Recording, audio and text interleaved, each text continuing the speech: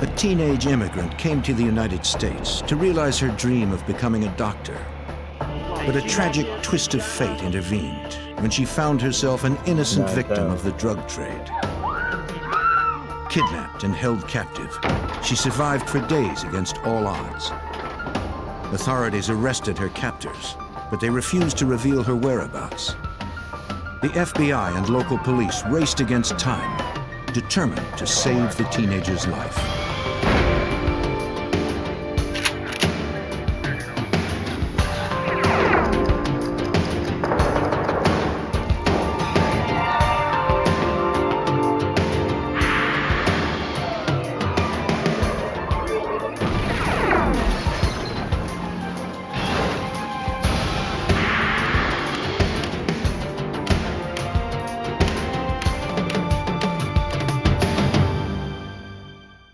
When a young woman was grabbed from her Texas home, the police raced to find her abductors. On the face of it, the kidnapping seemed like the random act of desperate men. I'm Jim Kallstrom, former head of the FBI's New York office. Before the FBI could find her, they first had to find a motive.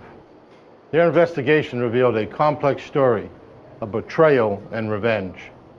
At its center stood an innocent 16-year-old who found herself in the clutches of killers.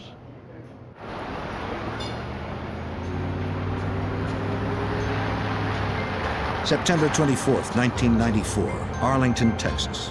It was a Saturday night, and 16-year-old Lisa Rene was home studying. She wanted to make the most of her first semester in an American high school. She hoped to someday return to the Virgin Islands as a surgeon.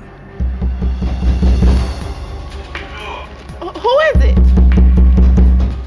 At 8 p.m., her concentration was suddenly shattered. Somehow, she knew not to answer the door. Instead, she called her sister Pearl. What do you want? Pearl told Lisa to call 911. She promised to come right home.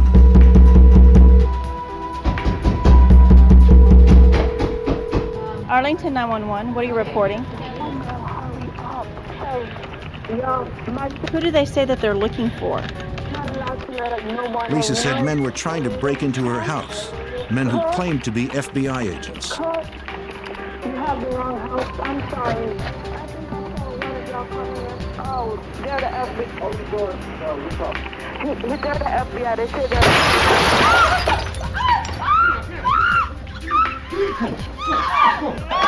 What's going on? Ma'am. The dispatcher heard the phone drop. What's going on? Ma'am. Then there was silence. Lisa never came back on the line.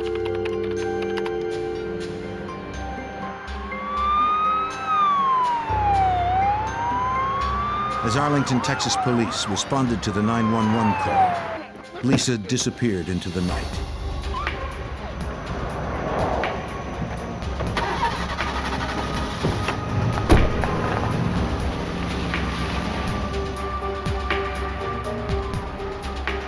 The police had no way of knowing they were about to pass her on the street, or that a 16-year-old girl was now in mortal danger.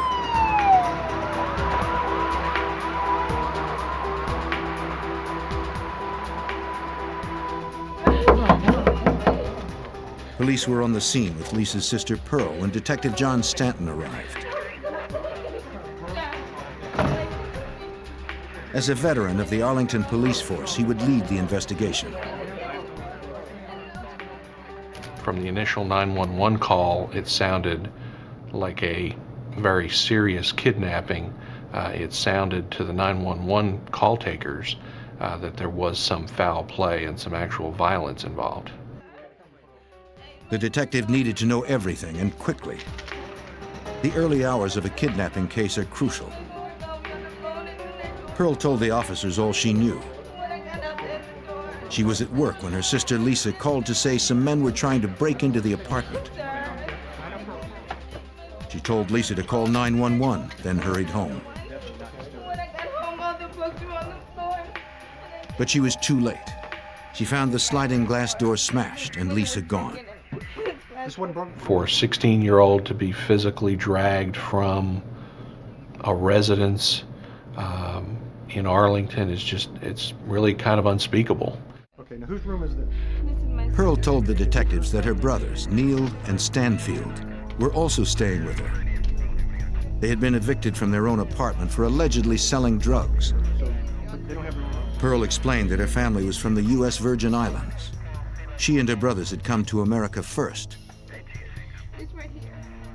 Lisa had joined them in time to start school. She was a straight-A student. Investigators processed the apartment, hoping to find a clue as to the abductors' identities. They found no prints far into the apartment. Perhaps the abductors were known to the family. The detective asked to talk to Pearl's brothers, but they were on their way back from a Houston music festival. The detective told Pearl to get them on the cell phone. They were 50 miles from the apartment when Detective Stanton reached them. I understand what you're saying. When I spoke to the brothers, I spoke with Stanfield initially.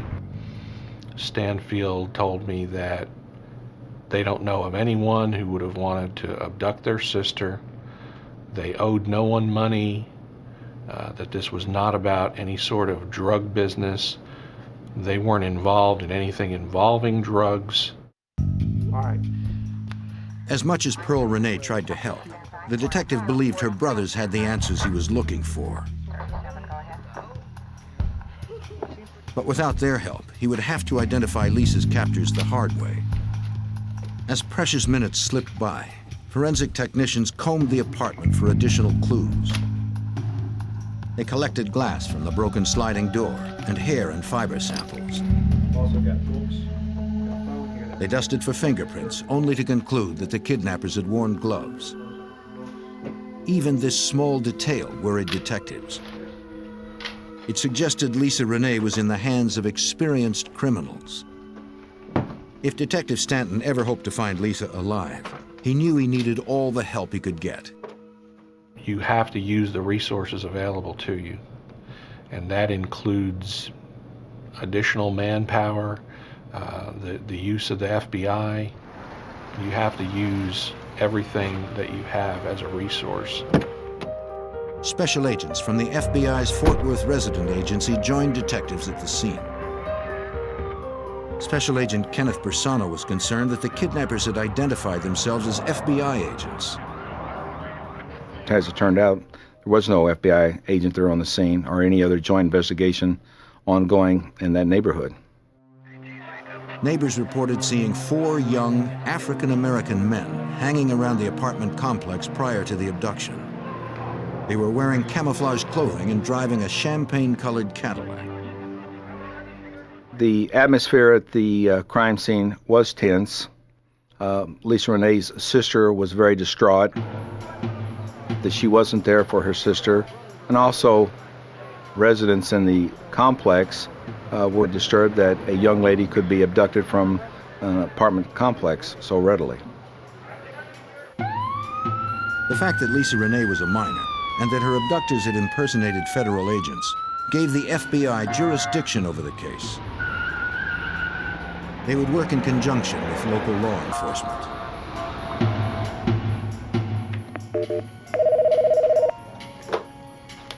Homicide, Stanton. Detective Stanton worked through the night and into the morning.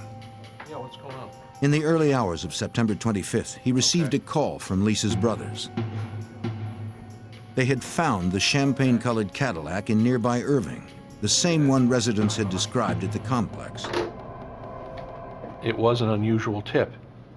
For the brothers to have just barely gotten into Arlington, to have had them drive mysteriously to a residence in Irving, Texas, which is some distance from Arlington, and in that same bit of circumstance, find a Cadillac fitting that general description, we thought was very curious.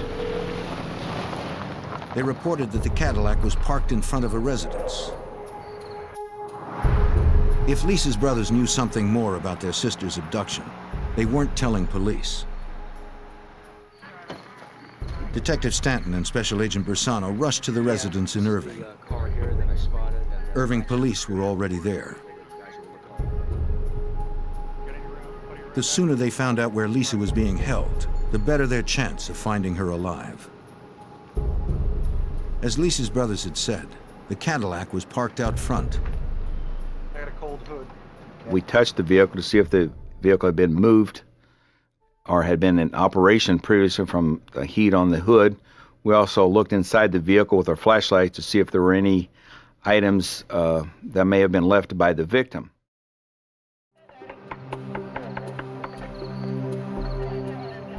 A woman answered the door. We explained why we were there, that we were from the Arlington Police Department, from the FBI. We'd like to talk to her about the abduction of a young 16-year-old girl. We asked if we may just look around her home to see if the young lady that was abducted was in there. The woman said she and her husband owned the Cadillac, but he wasn't home since he worked the night shift. She said she hadn't seen anyone who matched the description of the suspects. But she let investigators take a quick look around. They began in a child's room where her son was asleep. Nothing seemed suspicious.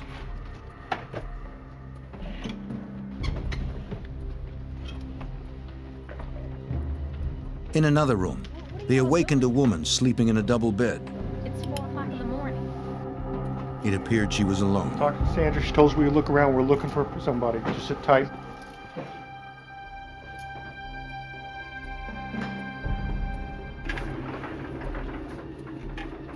In the hallway, investigators noticed stairs to an attic.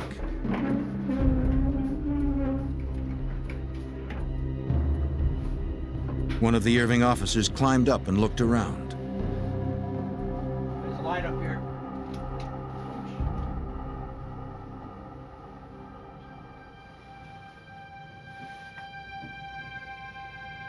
He checked amidst the boxes and other items, but saw no one there. I don't see anything up here. We didn't have a real just cause to do an intensive search of the residence.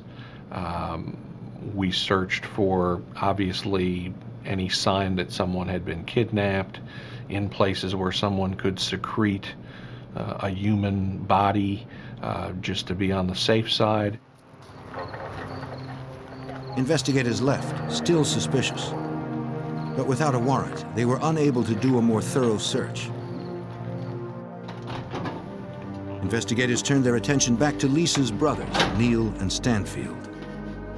We felt that it was drug-related, and we told Neil and Stanfield that we're not interested in their current legal problems, but that we feel like Lisa's life may be at stake and that we need to have all the information that they can provide us to help get their sister back. The day after the kidnapping, investigators again interviewed Neil and Stanfield. Despite their pending drug charges, Lisa's brothers finally came clean.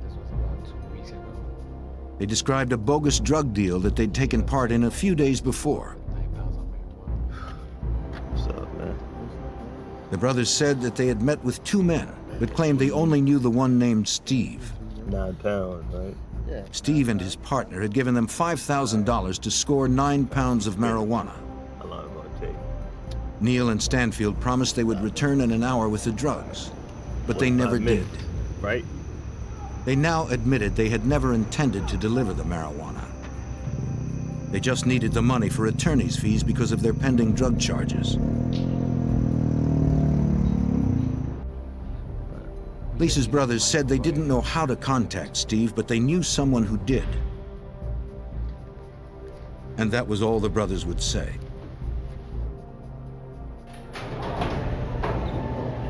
The man who knew Steve was an inmate serving an 8-year sentence at the Tarrant County Jail. He revealed that Steve's full name was Stephen Beckley, a 19-year-old who worked detailing cars at a dealership in Irving, Texas. West Wing Auto Shop, where's that at? Investigators ran a computer check on Beckley. He had no outstanding warrants and no criminal history.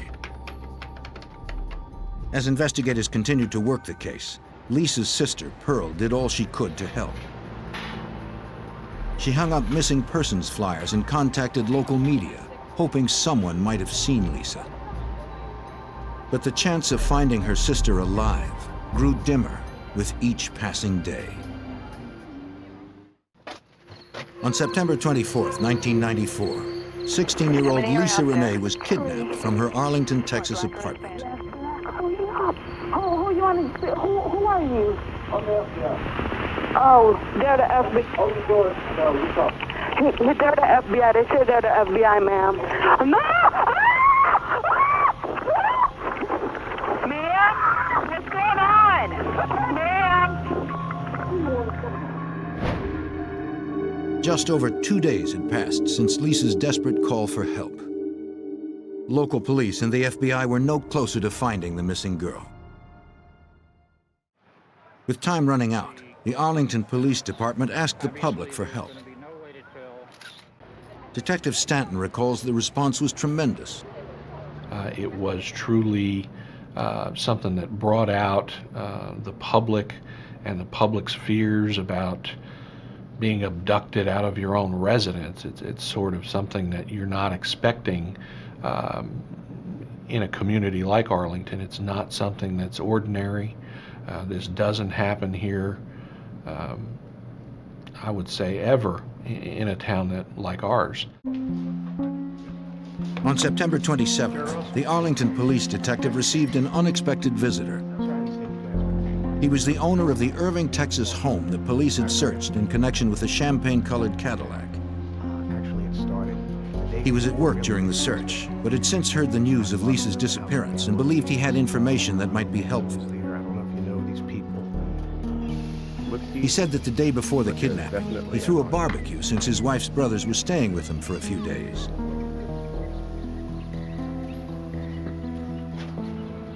The oldest brother, Orlando Hall, was involved with drugs.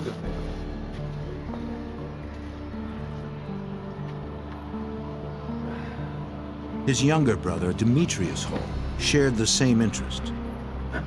Their friend, Stephen Beckley, joined them. When the husband told us that the Hall brothers were dressed in camouflage clothing, it made him know that after having heard the news stories, his brothers-in-law could very well be connected to the kidnapping case. Something else had sparked the man's suspicions. One of his neighbors said she saw several young men drive up to the house in his Cadillac. At that time, he and his wife were out for dinner using a different car. But the Cadillac's keys were kept in the hall, so it was possible his wife's brothers had borrowed it. The man said he'd never trusted the Hall brothers. Come here, you. Both had served time in Arkansas on drug charges. Come here, son. Come here. Come here. And by visiting their sister in Irving, Texas, they were in violation of their I know parole. you ain't like that. Put it out. Whatever's right. The man sensed they were up to something new, but didn't know what. He added that the Hall brothers were no longer staying at his house. On the night of the kidnapping, only Orlando had slept in the house, but he flew back to Arkansas early the next morning, planning to stay with friends in the town of El Dorado. The detective suspected Orlando had probably joined the others there. He contacted the El Dorado, Arkansas police. Investigators discovered that 19-year-old Demetrius Hall was on parole for possession of cocaine with intent to distribute. His older brother, Orlando Hall, was on parole for the same offense. His record also included arrests for aggravated assault and carrying a weapon. When I spoke to the people in El Dorado, they were aware of the Hall family. In fact, they were providing to me information about the Hall brothers before I could even give them the information about the Hall brothers. They were well known to law enforcement in the community. Later that day, investigators obtained a warrant to more thoroughly search the Irving, Texas home where the Hall brothers had been staying. They scoured the house for hair, fibers, blood, fingerprints, and anything else that might be connected to the crime.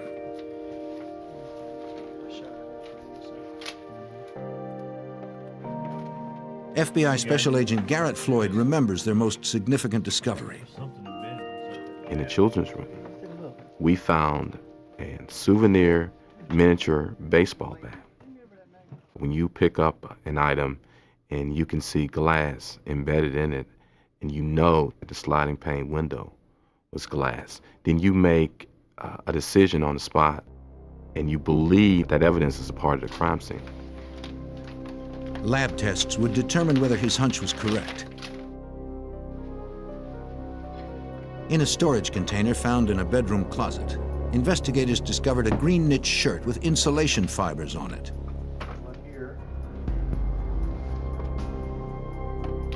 They bagged it for further analysis.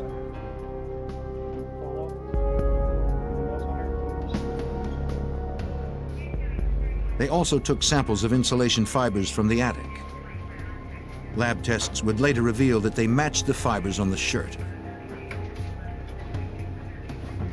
A pair of camouflage pants was also found in the attic.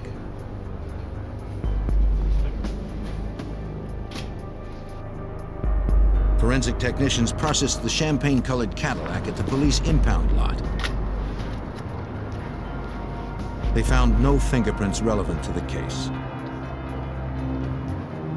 They did discover a few small glass fragments inside the car, possibly from Lisa's sliding glass door. They sent the fragments to the lab for analysis. As they waited for the results, agents obtained arrest warrants for the Hall brothers and their friend Stephen Beckley, since they already had enough to establish probable cause. But they still hadn't found Lisa Rene. Agent Floyd continued to work around the clock, knowing that with each hour, they were less likely to find her alive. We were very motivated in solving this case, in as much that we knew that time was critical. All of our efforts were focused on the recovery of the victim. Investigators hoped they could pick up Lisa's trail, a trail that ended with broken glass. Technicians compared glass fragments from the car and those embedded in the baseball bat to shards collected from Lisa's home. At the FBI laboratory in Washington, D.C., Supervisory Special Agent and Forensic Examiner Bruce Hall attempted to confirm that all the glass had come from the same sliding glass door. Technicians examined the glass embedded in the baseball bat.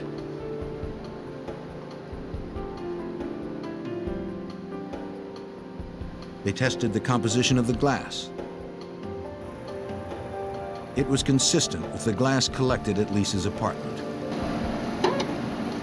To confirm their results, they also tested its refractive index, the degree to which light bends as it passes through the sample. After characterizing the glass recovered from the crime scene and characterizing the glass recovered from the baseball bat, I found that the glass on the baseball bat had the same refractive index and same composition as the glass at the crime scene. That led me to the conclusion that the glass on the baseball bat had originated from the crime scene. The glass found in the Cadillac did not match. It was determined to have come from a window previously broken on the car.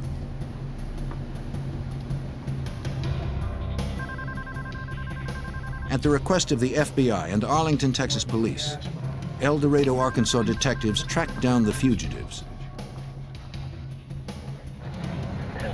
They found 19-year-old Demetrius Hall at his father's house in El Dorado. He surrendered peacefully and was taken to the El Dorado jail.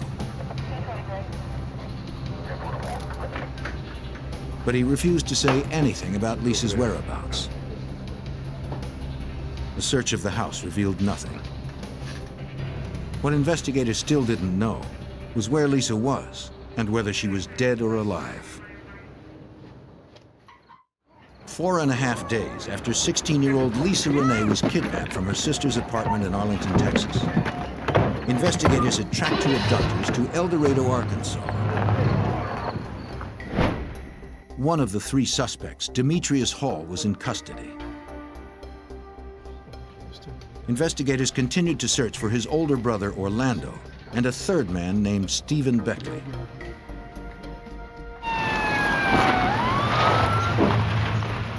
That afternoon, police found Stephen Beckley at a friend's house.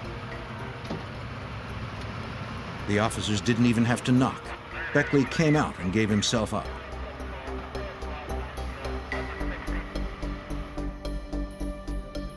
FBI agents and detectives from Arlington flew to El Dorado to interview the suspects. Stephen Beckley was initially uncooperative. He refused to say where Lisa Rene was or whether she was still alive. I'm losing my patience with you right now. Special Agent Garrett Floyd refused to give up. Mr. Beckley advised that he did not know a whole lot of information concerning what was going on. After about an hour of talking to him, he looked at me and we developed somewhat of a relationship and we started to talk. Beckley said that he and his friends had called in a fourth man named Bruce Webster to help them exact their revenge on Lisa Rene's brothers. Webster was a convicted felon and had a violent reputation as a hitman.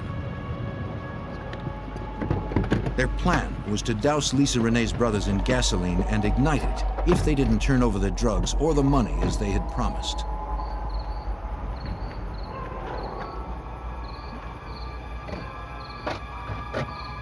When the men arrived at Lisa Rene's apartment, her brothers were not home. Unwilling to leave empty-handed, they kidnapped her instead. Beckley said that he and the other three took Lisa to the house in Irving, Texas, where Demetrius and Orlando were staying. They transferred the teenage girl from the Cadillac to Beckley's Ford Escort. Get off the car.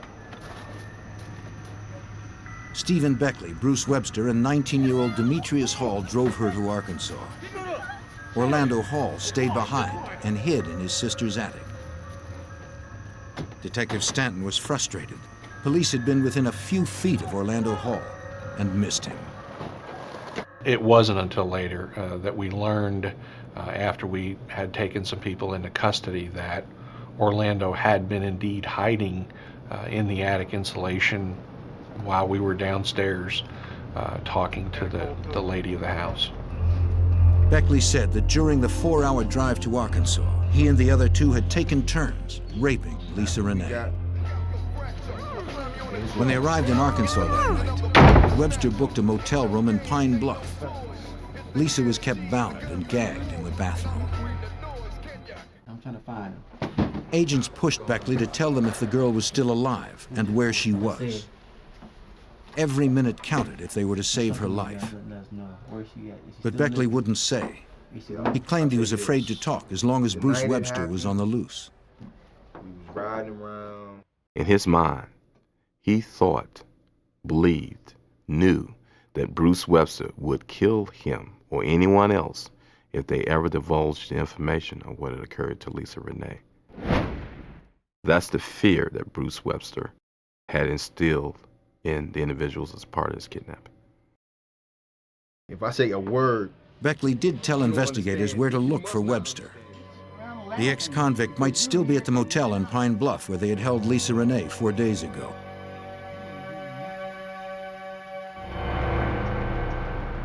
Investigators headed to the motel to confront a man Beckley had described as a violent hitman. Pine Bluff was 90 miles from El Dorado. Agents spoke with the manager to confirm Beckley's story. They hoped they would find Webster there, as well as Lisa Rene. Upon interviewing the innkeeper, we were able to determine that Bruce Webster had registered at that inn, and that during the time he was registering, a young lady attempted to get out of the car, and that Bruce turned to the other occupants in the car and says, "Put the bitch back in the car." Bruce Webster and his companions then drove to the back of the property and went into the room. The manager also remembered seeing 2 other black males in the car, but she couldn't make out their faces. She showed investigators the registration log for September 25th.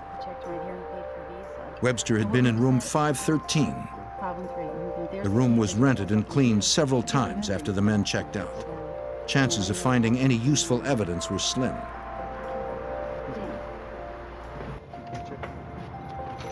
An FBI emergency response team was called in. The agent and detective continued to interview Beckley. They asked him for details of what went on in the room, hoping he would break down and tell them where Lisa was now. Once we got Mr. Beckley to this Pine Bluff motel, the urgency was there in that we thought that she was still alive because Mr. Beckley assured us the last time he saw her, she was alive and she was at this inn. Okay. Beckley told police that the men had raped Lisa repeatedly in the bathroom. Otherwise, they had kept her hooded with a paper bag over her head. During their second night at the motel, the kidnappers were nearly discovered. A security guard knocked at the door.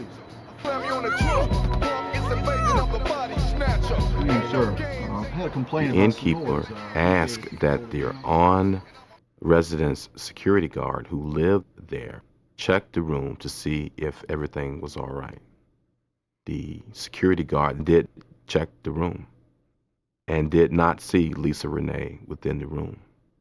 Stephen Beckley advised that had he seen her, that they were going to kill the security guard. Beckley and the others were afraid that the guard might return. The motel was no longer a safe place to hide. As the kidnapper told his story, forensic technicians worked to confirm that Lisa had in fact been in the room. But after hours of painstaking work, they still had no evidence that Lisa had been there or that she was still alive. 6 days after 16-year-old Lisa Rene was kidnapped from her Arlington, Texas apartment, the FBI was no closer to finding her or two remaining suspects. Although investigators had found no evidence to indicate that Lisa had been in a Pine Bluff motel room, confessed kidnapper Stephen Beckley assured them she had. Forensic technician Joel Stevenson of the Arlington, Texas Police Department was determined to find something that would corroborate Beckley's story. We went in knowing that possibly sexual assaults had occurred in that motel room, multiple sexual assaults. We went into the motel room looking for body fluids that may tie the suspects to the motel room or Lisa to the motel room. If Lisa and her kidnappers had left behind any evidence, it appeared to have been destroyed by the motel's housekeepers. The technicians didn't give up. They continued their meticulous search for hairs, fibers, and fingerprints. Finally, their persistence paid off. It wasn't until we got into the bathroom and the wall behind the toilet is where we located the palm prints and fingerprints that were ultimately identified as belonging to Lisa Rene. So the palm print itself, placing Lisa with them in that same motel room, was very important. It was a very critical piece of putting her with them. Investigators now had evidence that Lisa was alive 4 days earlier, the day Beckley and the others had checked in. As agents drove the kidnapper 90 miles back to the El Dorado jail, they pressed Beckley for more details. He admitted that after Orlando Hall had joined them in Pine Bluff, they decided to move Lisa to another motel nearby in order to avoid a second visit by the security guard.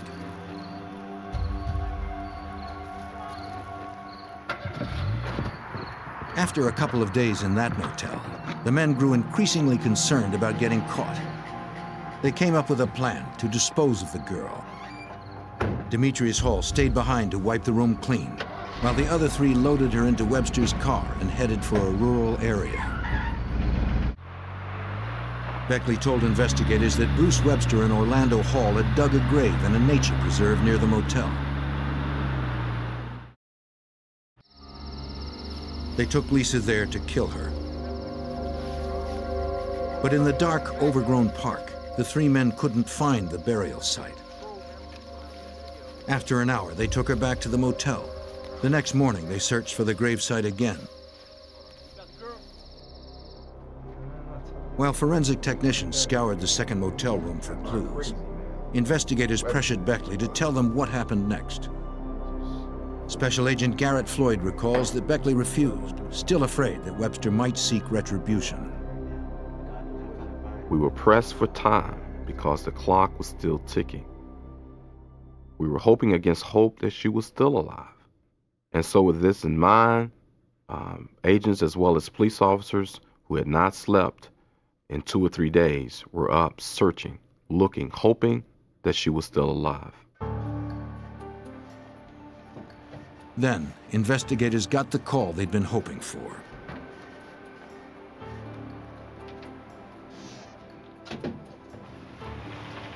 The FBI emergency response team, working at the second motel, had spotted Bruce Webster pull up in his car. The suspected kidnapper had returned to the motel with a young woman, but she was not Lisa Rene. A brief interview revealed she was not connected to the crime in any way. You're not in any trouble. It's going to be okay, okay? Just let me call him. He had driven up into the parking lot. Our officers and the FBI agents confronted him. He identified himself as Bruce Webster, gave date of birth information. He was carrying a small baggie of what appeared to be marijuana in his pocket.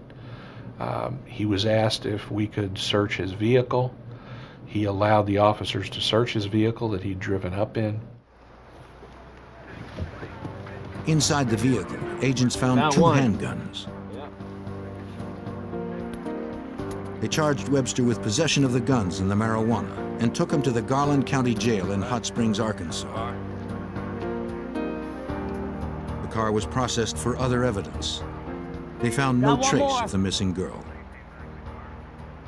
And when they radioed us and told us he was in custody, we, myself, and Detective Ford went back and interviewed Bruce Webster. He stated that he didn't know anything. He hadn't done anything wrong. He was simply coming back to his motel room. As Agent Floyd continued to pressure Webster for answers, the last of the fugitives, Orlando Hall, turned himself in. Orlando Hall had apparently seen the news that these arrests had been made, found out, of course, that his brother had been taken into custody. He surrendered to the Pine Bluff Police Department. With all 4 suspects now in custody, agents hoped that one of them would reveal where investigators could find Lisa Rene. The interview with Bruce Webster, the man who had been hired to do the killing, continued into the night, but he said little. Agent Floyd believed Webster had the answers they were looking for. Basically, the only information Mr. Webster provided was his name, the fact that he hadn't done anything, and the fact that he wanted to go to sleep. To him, it was nothing. She was nothing. Agents' hope of finding Lisa alive was fading. They needed to get one of the suspects to talk, and they needed to do it fast.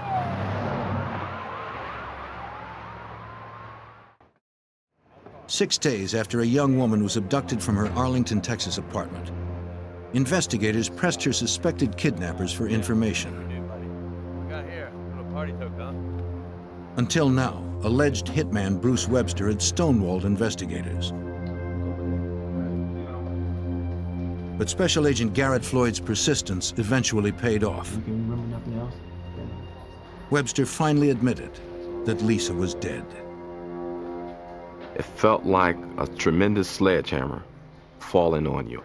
We had tracked this young lady from Arlington, Texas to Pine Bluff, Arkansas, over 200 miles, with the one hope of finding her alive. And we did not. It was as if all of the wind and all of the energy had gone out of us. Webster picked up the story where his accomplice Stephen Beckley left off. When they returned to the park with Lisa, they located the grave they had dug the day before. Detective John Stanton's fears had been realized. The reality of it set in at that point that we were not going to find her alive. We were not going to be able to save her. We were going to be too late. Stand by the car. Watch. Webster said that only 2 of his accomplices, Orlando Hall and Stephen Beckley, took Lisa back to the park. The 4th kidnapper, Demetrius Hall, had stayed behind to clean the motel room and wipe away fingerprints. The suspected hitman claimed he wasn't actually with the others when they killed the girl.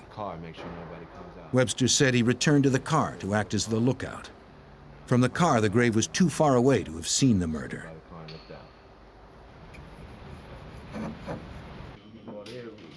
Now that Webster was safely in custody, the agents decided to see if Beckley would corroborate his story.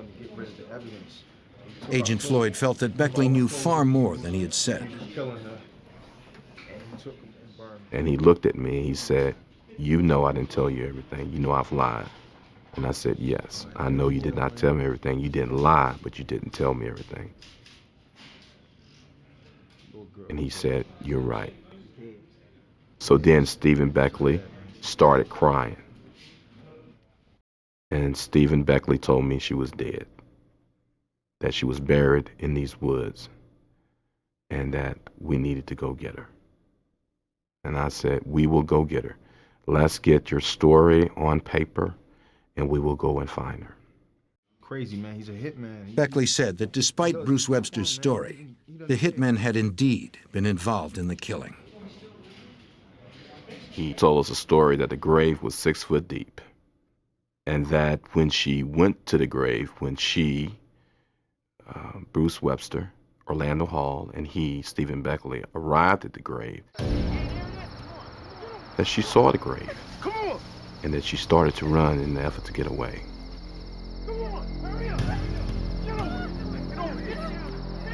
And that they struck at her with a shovel and placed a mark in this tree.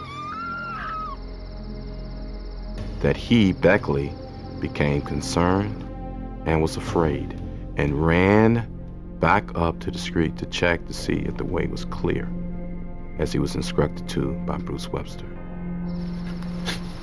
By the time he came back, they were burying her.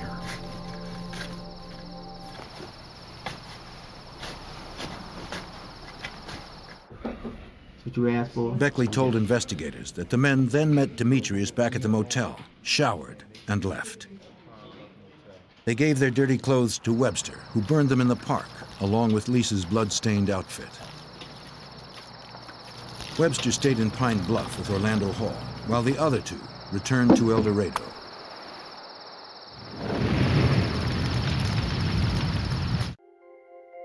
The agent re-interviewed Webster, hoping Beckley's confession would give him some leverage. The agent told him that Beckley had placed him at the murder scene and named the park where the body was buried. He stated that he didn't know anything about anything. The last thing that I told him was, "Everyone else has told me what has occurred. Why won't you?" And he said, "They're family, aren't they?" And I said, "Yep, the family has turned on you." He said, "Open that book. Let me tell you what happened." The hitman now confessed that he was, in fact, at the murder scene. He admitted that he had dug the grave, and he offered to show it to the agent. So in the middle of the night, we drove back to Pine Bluff and told him I need as many flashlights and officers and agents available, that we were going to find her tonight. Webster showed investigators the area of the park where the body was buried. They searched for evidence to corroborate the suspect's stories.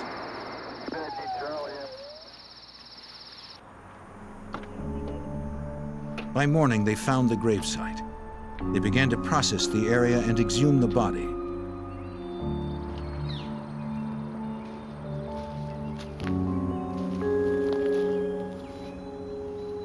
The site was as the hitman had described it, right down to a damaged tree near the grave. And we removed a section of that tree because it was evidence that the shovel that they were hitting her with had actually missed on one of their swings and hit the tree. So we used that tree as a part of the evidence.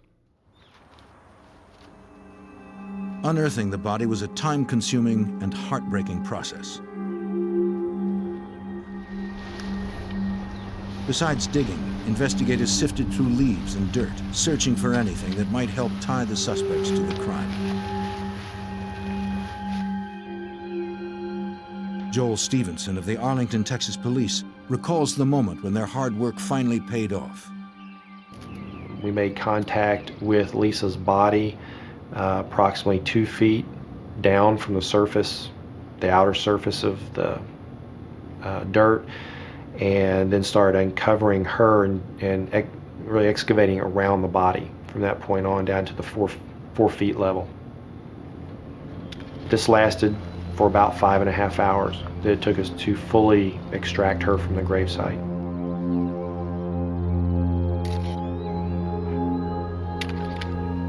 When they reached the dead woman's body, it was an emotional moment for investigators who wanted so desperately to save Lisa Rene.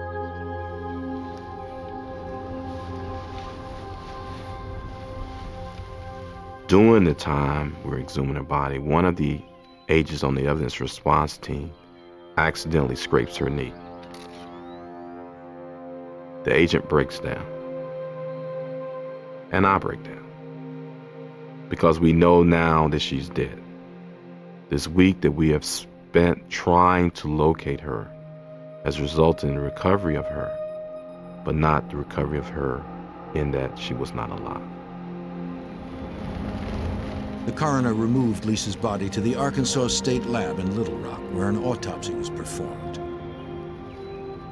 She had ligature marks on her arms, defensive wounds on her hands, bruises over much of her body, and deep lacerations to the back of her head. But the cause of death was determined to be suffocation, coupled with blunt force trauma to the head. The coroner believed Lisa's attackers knocked her unconscious with a shovel and then buried her alive. When you find out that you were that close to possibly saving this kidnapped victim from her demise, as it turned out, it hurts in that you wish you could kind of go back in time and do something different than you did.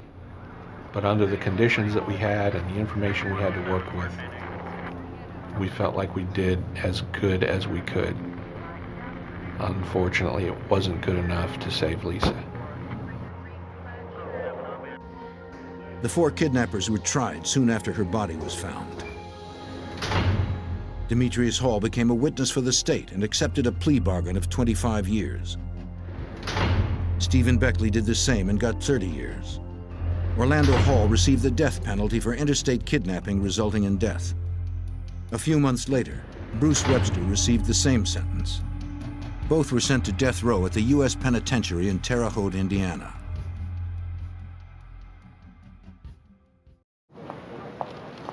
The trials were little consolation to Lisa's sister Pearl, who could barely absorb the fact that the bright teenager would never realize her dream of becoming a surgeon. I thought I'd feel better, but I really don't. Because, I mean, it's not going to bring her back. The only thing that's going to make it better is Lisa was here today, and she's not coming back. For Arlington Police Detective John Stanton, Lisa Rene's murder had disturbing implications. It just solidified the fact that things can happen to people who are completely and totally unrelated to criminal activities. No one is exempt from the possibility that, for no real reason of their own, they get put in a position where their life is in jeopardy. And Lisa Rene is a prime example of someone that, in the years that I've been doing this, she is actually probably the most innocent victim that I've ever worked a case on. And it's something that we'd all need to remember, that even if you're an innocent victim, you can still be a victim. For Special Agent Garrett Floyd and investigators alike, the case was personal. I have a daughter who's approximately the same age as Lisa Rene. And to believe that someone could take a child, a young lady, and do the things that they did to her and then kill her without any respect for life takes that father image in me to a different level.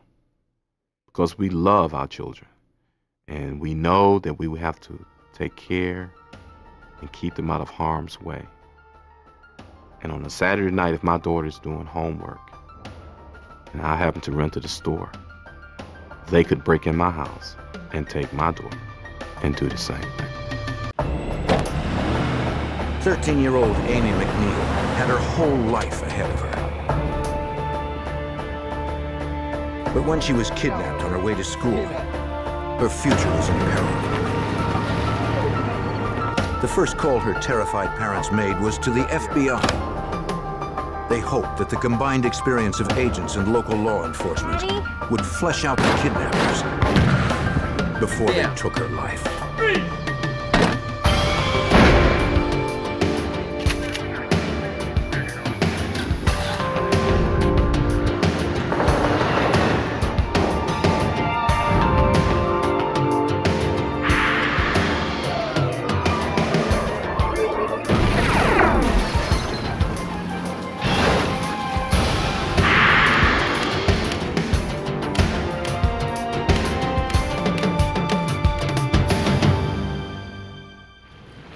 Wealth has its rewards, but it also brings its dangers. Kidnapping is one of them. No ordeal is more horrifying for a family than to have a child taken. I'm Jim Kallstrom, former head of the FBI's New York office. Kidnapping cases are among the most challenging for law enforcement, who often must remain out of sight, yet close at hand, ready to move in at a moment's notice.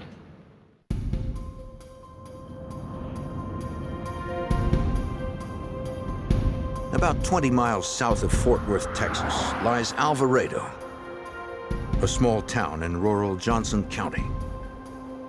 A few wealthy residents found Alvarado a safe haven away from the state's urban centers. The McNeils were among them. They lived as one of the area's most prominent families, partly from the return that Mr. McNeil made by selling an early design of the handheld calculator. At 7:15 a.m. on Friday, January 11th, 1985, they began their day having breakfast together, as was their usual routine. Amy! Afterwards, their teenage son would drive himself and his 13-year-old sister, Amy, to school. Hi, darling. Please be careful out there today. Come on, come on, come on. Bye, Amy. On the way, Amy and her brothers stopped to pick up their cousin as well. He and his family lived in a separate house on the McNeil estate.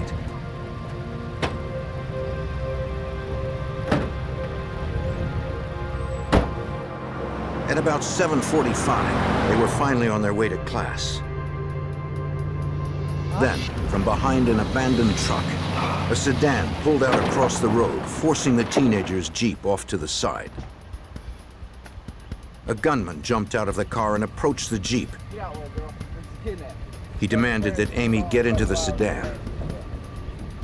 The blonde-haired man warned her brother not to contact the authorities. He would call the family in a short while with his demands.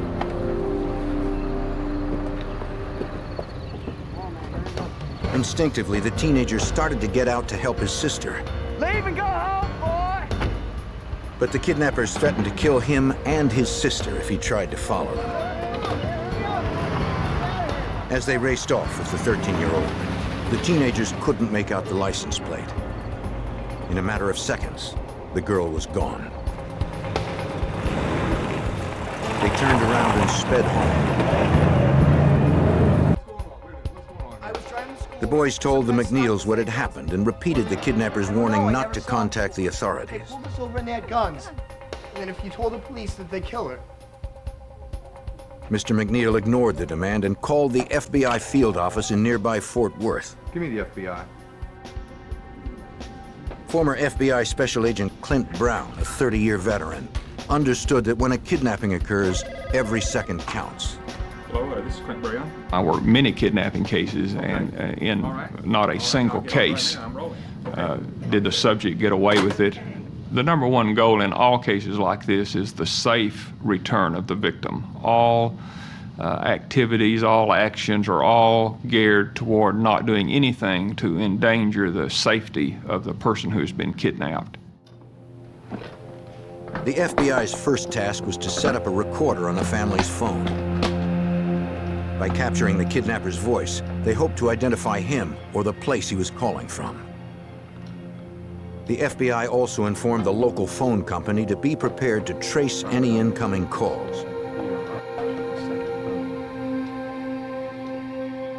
Agents instructed the father on how to handle the call. He needed to insist on proof from the kidnappers that his daughter was still alive. Expect a call to come in today. So you probably want to look for a The fact that they had worn no disguises disturbed former Johnson County Sheriff Eddie Boggs, who called in the Texas Rangers moments after he arrived. How about that one over there? The kidnappers hadn't tried to conceal who they were at all. They just, as we call it, they just barefaced them, just no mask, no disguises, anything. That means there's not going to be a victim around telling who they are and what they look like. They're going to kill them. What is that? Uncovering the kidnappers' identities might prevent that. Using an identikit that included hundreds of facial features, investigators worked with Amy's brother and cousin, building a composite of the man who held the shotgun. The teenagers had never seen the man with the stringy blonde hair before. They also provided a description of the kidnapper's car. It seems like the people who engage in this are people of questionable and limited mental capacity, and very often they have, I guess what you might say, delusions based on drug use. Very often, you know, the need to get money to promote their drug habits or what drives them, and so we have that being a motive for the kidnappings very much, and that certainly impairs their ability to think or plan or pull this off successfully. At 10 a.m., over 2 hours after Amy had been abducted, the phone finally rang. Hello? It was one of her kidnappers. Yeah? Did your son tell you I had your daughter? The man demanded a $100,000 ransom. Yeah? Half was to be in $100 bills, the other half in smaller denominations. None of it could be sequenced. As instructed, Amy's father pleaded to speak to his daughter, but the kidnapper refused. Her captor insisted Amy was still alive and that her father could speak to her. When the man called back to say where to drop the ransom, he added that if the family called the FBI, they would never see Amy again. The call lasted less than a minute, not long enough to establish a trace for the technology of 1985. Agents played back the recording, listening for any background noise that might reveal the location. They figured the call was likely made from a payphone since they could hear wind and traffic noise. But they heard nothing more specific. Yes, sir.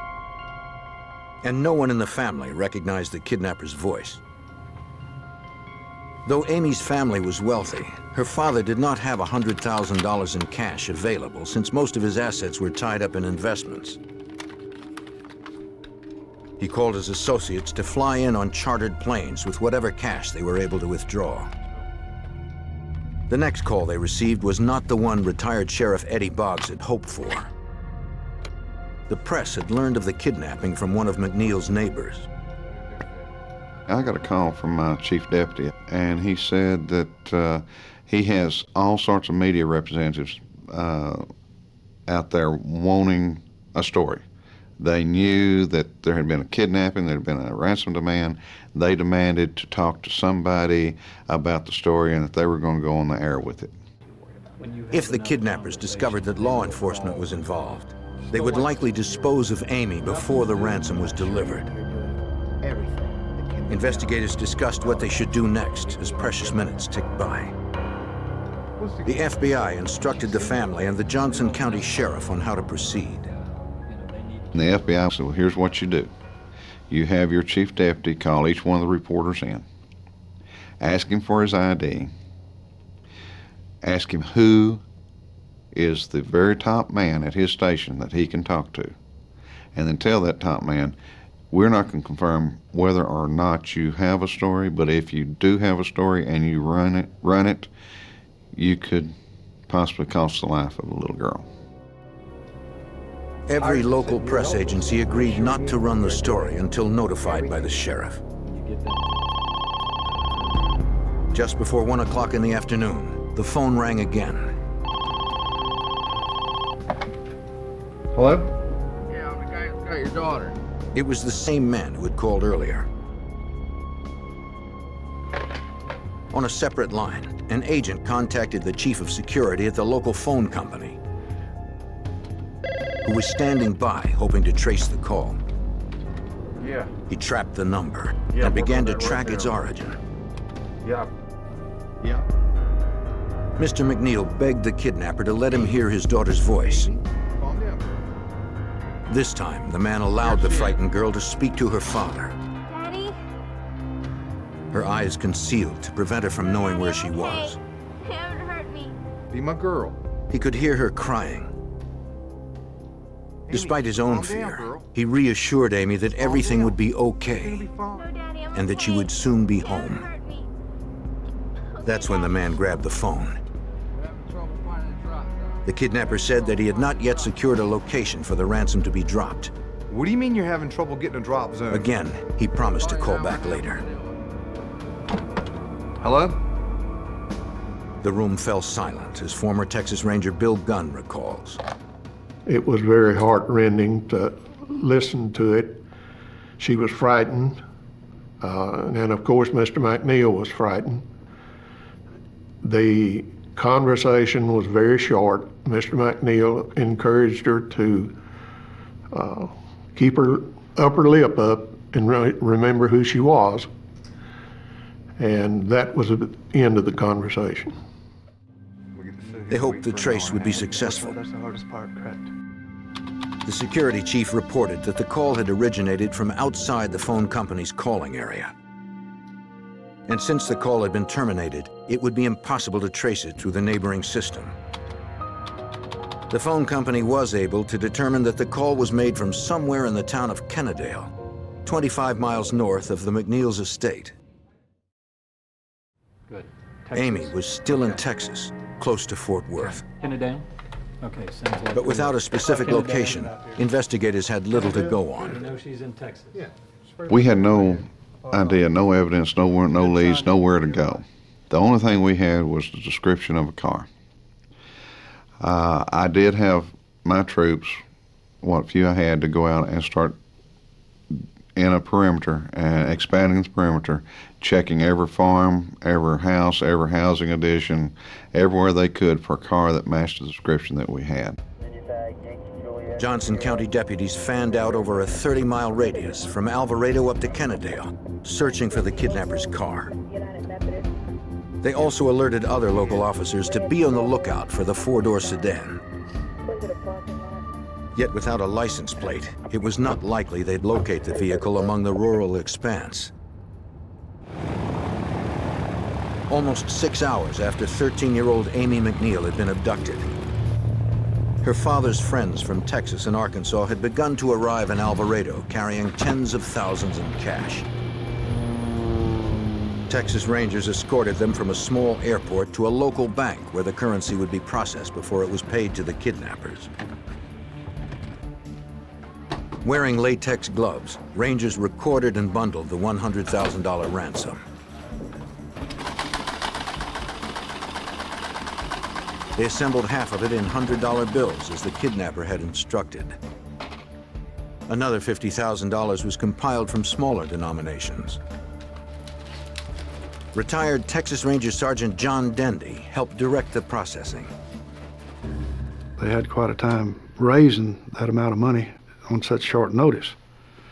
But after they got the money, then the Rangers that were at the bank started to getting clean bags to put it in. In other words, no fingerprints, plastic bags, and made copies of the bills, so we'd have the serial numbers on each bill. Everything was loaded up, and then all we had to do then was sit and wait until more demands came in In the late afternoon, deputies had located a car that fit the description of the kidnapper's vehicle, parked 20 miles from the McNeil's estate. A license plate check revealed that the sedan had been stolen the day before from Mesquite, Texas, 50 miles east of Alvarado. Inside, deputies found no obvious signs of Amy or her abductors. They impounded the car and continued to canvass the area for witnesses who may have seen the driver.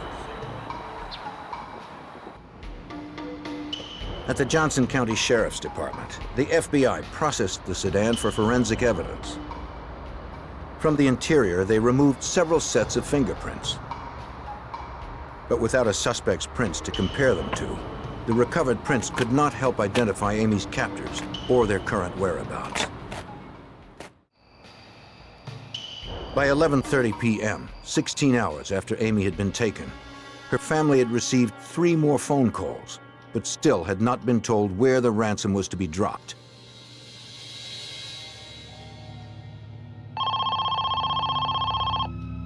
They hoped this would be the call that could secure Amy's release.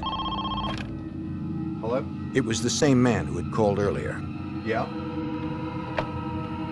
Once again, the phone company initiated a trace. Yeah, I'm working on it right now. Amy's father told the kidnapper that he had the $100,000 prepared as the man had requested. No, I don't want to do this tomorrow. But the caller said that it was too late. The ransom drop he had in mind was at least 200 miles away from Alvarado. Gas station? No. By the time Mr. McNeil reached the location, it would be light, too risky for the kidnapper to take a chance on being seen. No, I don't. The father pleaded to make the exchange tonight. No, I can't wait till tomorrow. The man refused. He said he'd call back tomorrow to make the arrangements. We didn't think they would let us have her back alive, you know, in good shape.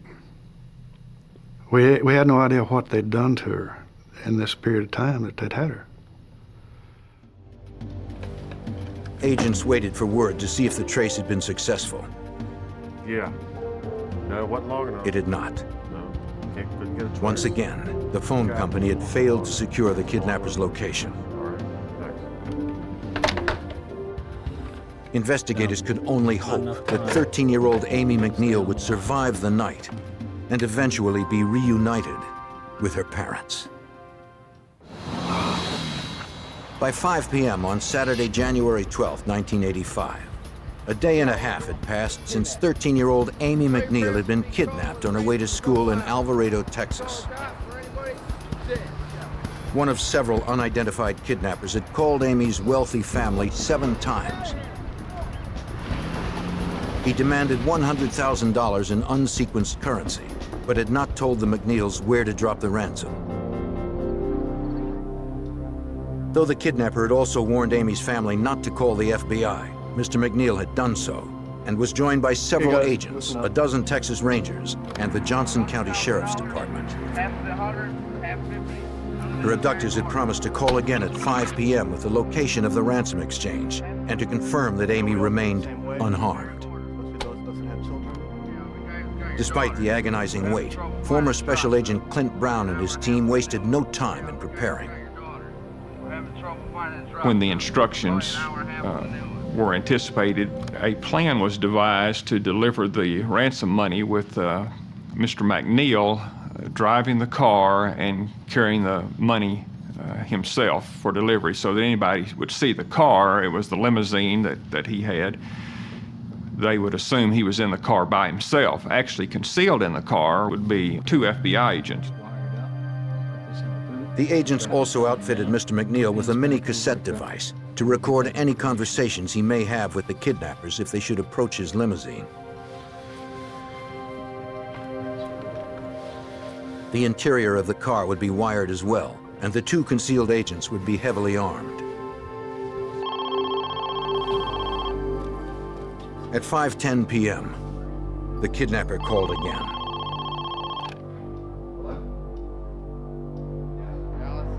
He told Mr. McNeil to drive 40 miles alone in his limousine from Alvarado on Interstate 30 to East Dallas.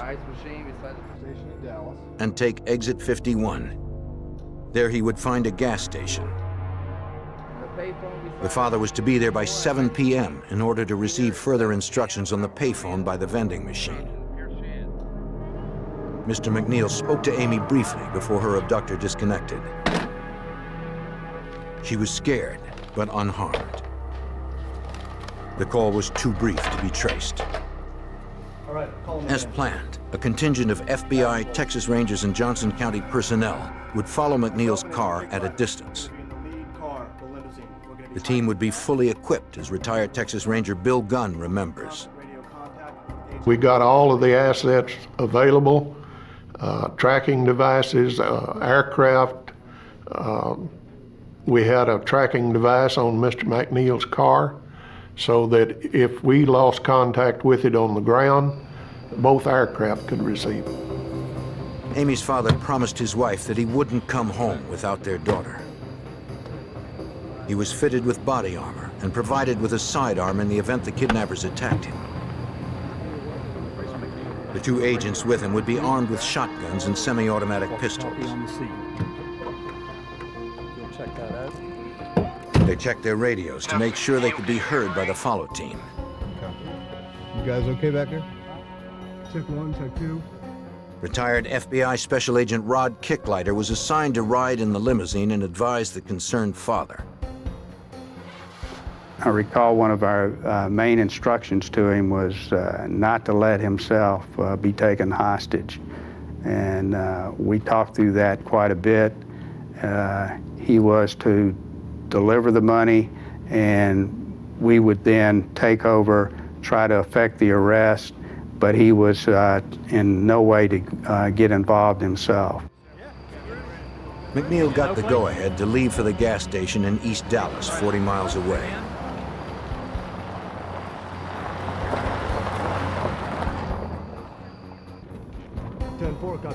When the limo had reached about a mile, the agent instructed the others to follow.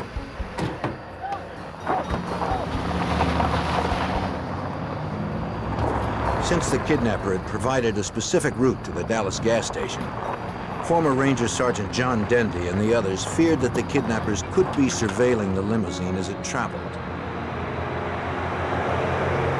We had no idea where they would be, who they were, or what they were in, or anything about them. And in order for them not to become suspicious of any of us, we kept a good distance behind the car.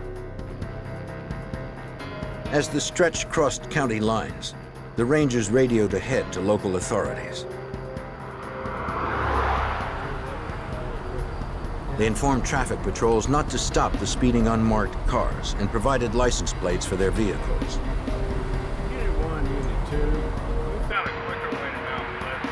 Several units raced ahead to set up surveillance of the service station in East Dallas. While most maintained an outside perimeter, one team held a distant view of the payphone. They stood by, ready to act, in the event that the kidnappers revealed themselves or their 13-year-old hostage.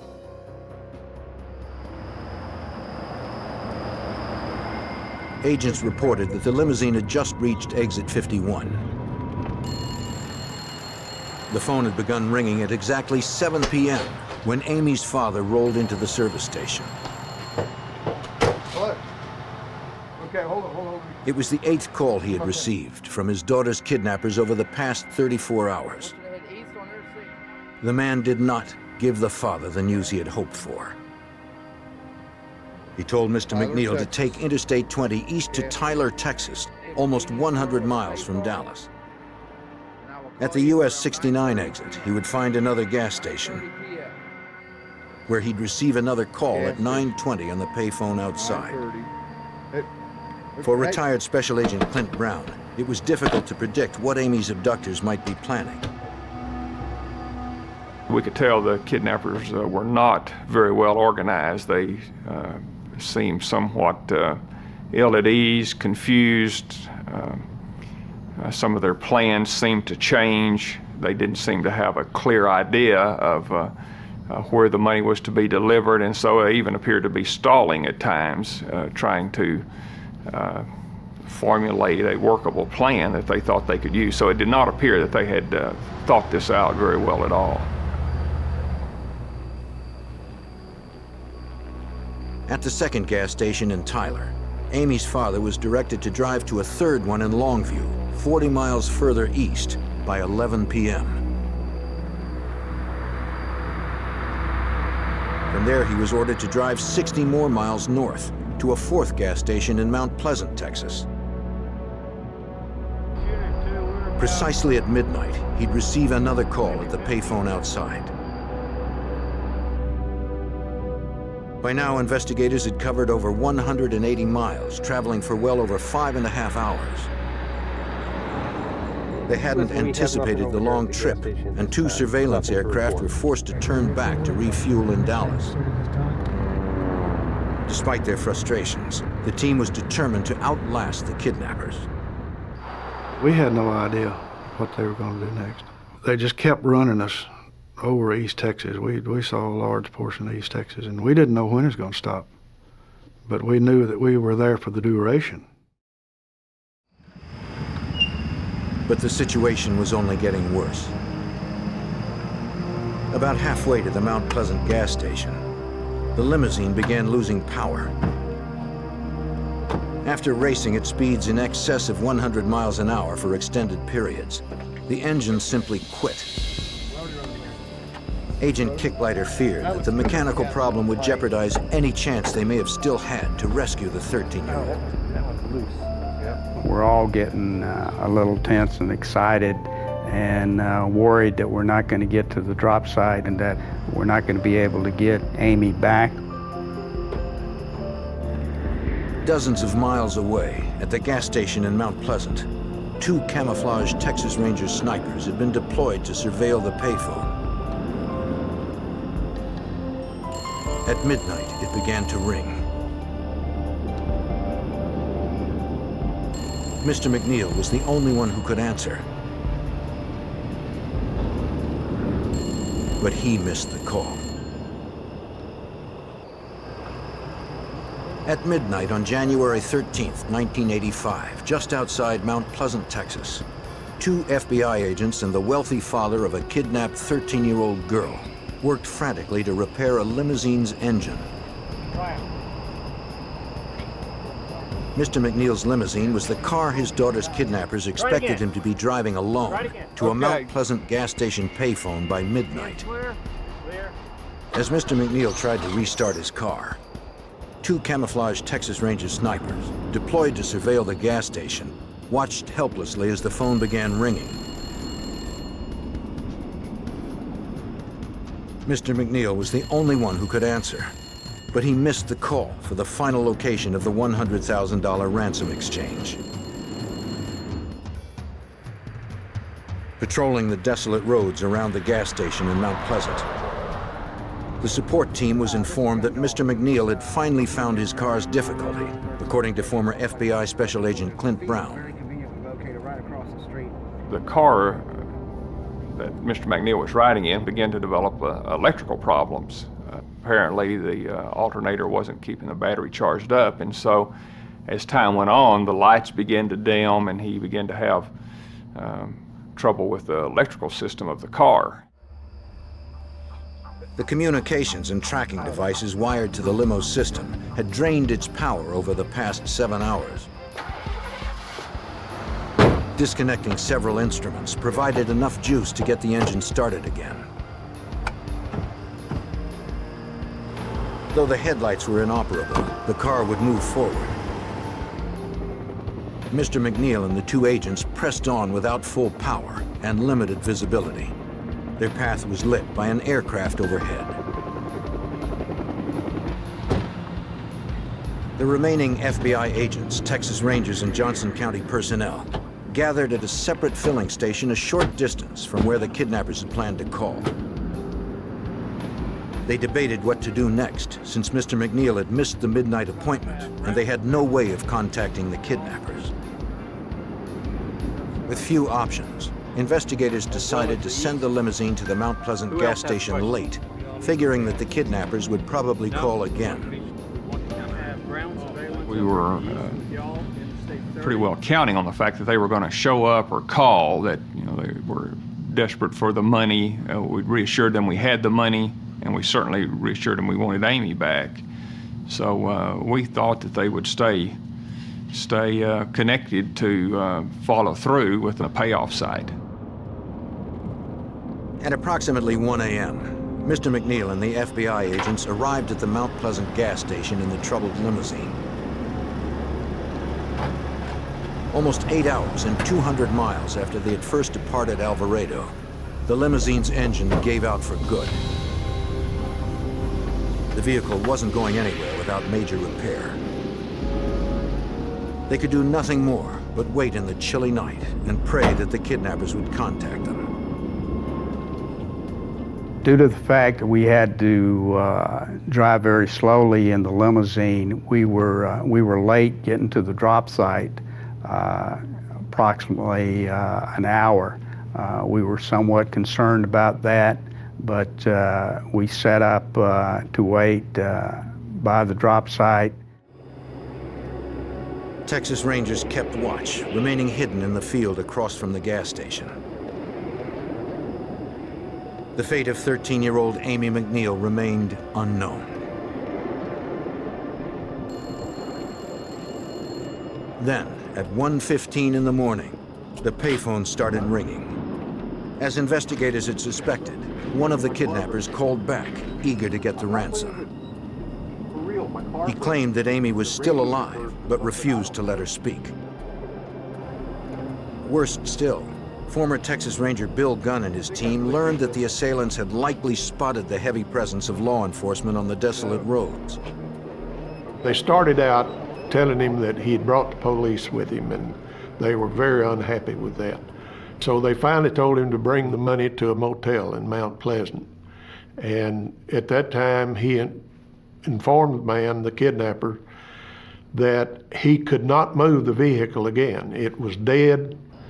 And the man told him on the phone then, they said, well, we're coming after the money, and we've got plenty of guns, and there better not be any police officers around. The father remained resolute, despite his fear of what the kidnappers may have already done to his daughter. He grabbed the ransom bag and stood outside so his daughter's captors could see him as they approached. Agents hidden in the limousine readied themselves for an armed confrontation. Retired Special Agent Kicklighter realized a mistake now could cost lives. The exchange of a ransom during a kidnapping is always one of the most critical elements of the investigation. In this case, you don't want someone else to be hurt or taken hostage and be another victim of a kidnapping. Hours passed in the cold January night. The Rangers stayed alert, protecting against an ambush. On the road circling the gas station, investigators saw no sign of vehicles approaching the ransom drop. See anything out here? By 3 in the morning, 2 hours after the kidnappers had called, it looked as if they weren't going to show. The Texas Rangers, Johnson County deputies, and the FBI considered what their next move should be. It was decided that they were not going to come, and so the whole surveillance and monitoring situation was called off in anticipation we're going to have to start again the next day on Sunday. Agents in the limo received word of the decision to regroup until daybreak. Mr. McNeil insisted they stay. But investigators convinced him that at present, there was nothing more they could do for his daughter. Money, if nothing else, right? Mr. McNeil was upset that yet another night was going to pass without a resolution to getting his daughter back. He had done everything that they had told him to do, so there was a great deal of disappointment. A car came by to pick up McNeil and the agents.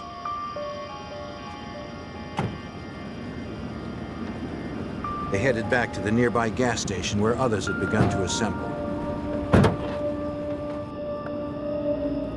The two rangers, hiding in the field for the past 3 hours, moved toward the street where the sheriff was to meet them in a separate van.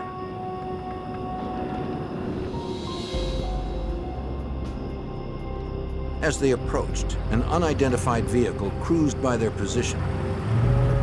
It was filled with a group of men and a young girl who headed towards the interstate. Buick southbound. The Rangers called for units. Location. Need somebody to pick them up. As they watched those believed to be the kidnappers speed off into the cold Texas night. At 3:45 a.m. on January 13th, 1985, 2 Texas Rangers believed they had spotted the kidnappers of 13-year-old Amy McNeil racing away from the Ransom drop point in Mount Pleasant, Texas. Can you copy me? Command post, copy. They alerted all available units in the area. High rate of speed. En route to collect the Rangers, the Johnson County Sheriff heard their call and saw the suspicious vehicle on the highway. He gave chase, but the sedan easily pulled away from the lumbering van that former Sheriff Eddie Boggs was driving. My van being as slow as it was, they outran me like I was standing still. There wasn't any way I could keep up even within sight of what was going on, because that chase was going over 100 miles an hour, and it was unbelievable. Despite his best efforts, the sheriff lost the car and returned to the makeshift command post to provide a detailed account. Amy's life was now in even greater jeopardy since there was no question the kidnappers knew law enforcement was in the area. Then a call came in from their remaining aircraft. The pilot had spotted the vehicle, and investigators still on the road had resumed the chase. Former Texas Ranger Bill Gunn recalls that the suspects were speeding west on Interstate 30. But at that time, the rest of us had gotten involved, and we were in pursuit of the vehicle. And we continued at a high-speed chase down Interstate 30, which would have been a direction going toward Dallas, and to a small community in another county. 10 minutes later, Texas Rangers, sheriff deputies, and the FBI fell into line. The suspects refused to slow down. As the lead ranger began to close in, he was fired upon.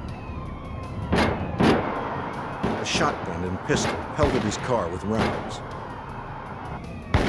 As he prepared to return fire, he glimpsed 2 girls in the back seat.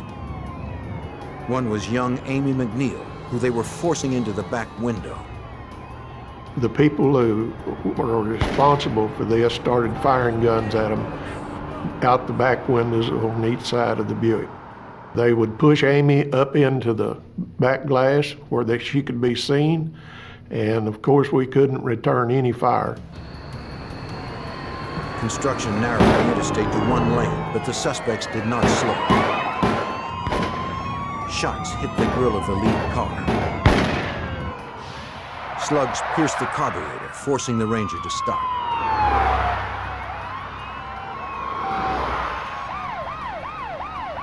The chase continued at high speeds through 3 Texas counties before the suspects exited into the small town of Saltillo, Texas. Dispatch, looks like we're slowing down. Unexpectedly, at about 4 a.m., they stopped on the front lawn of a home, and several fled on foot. They opened fire on investigators.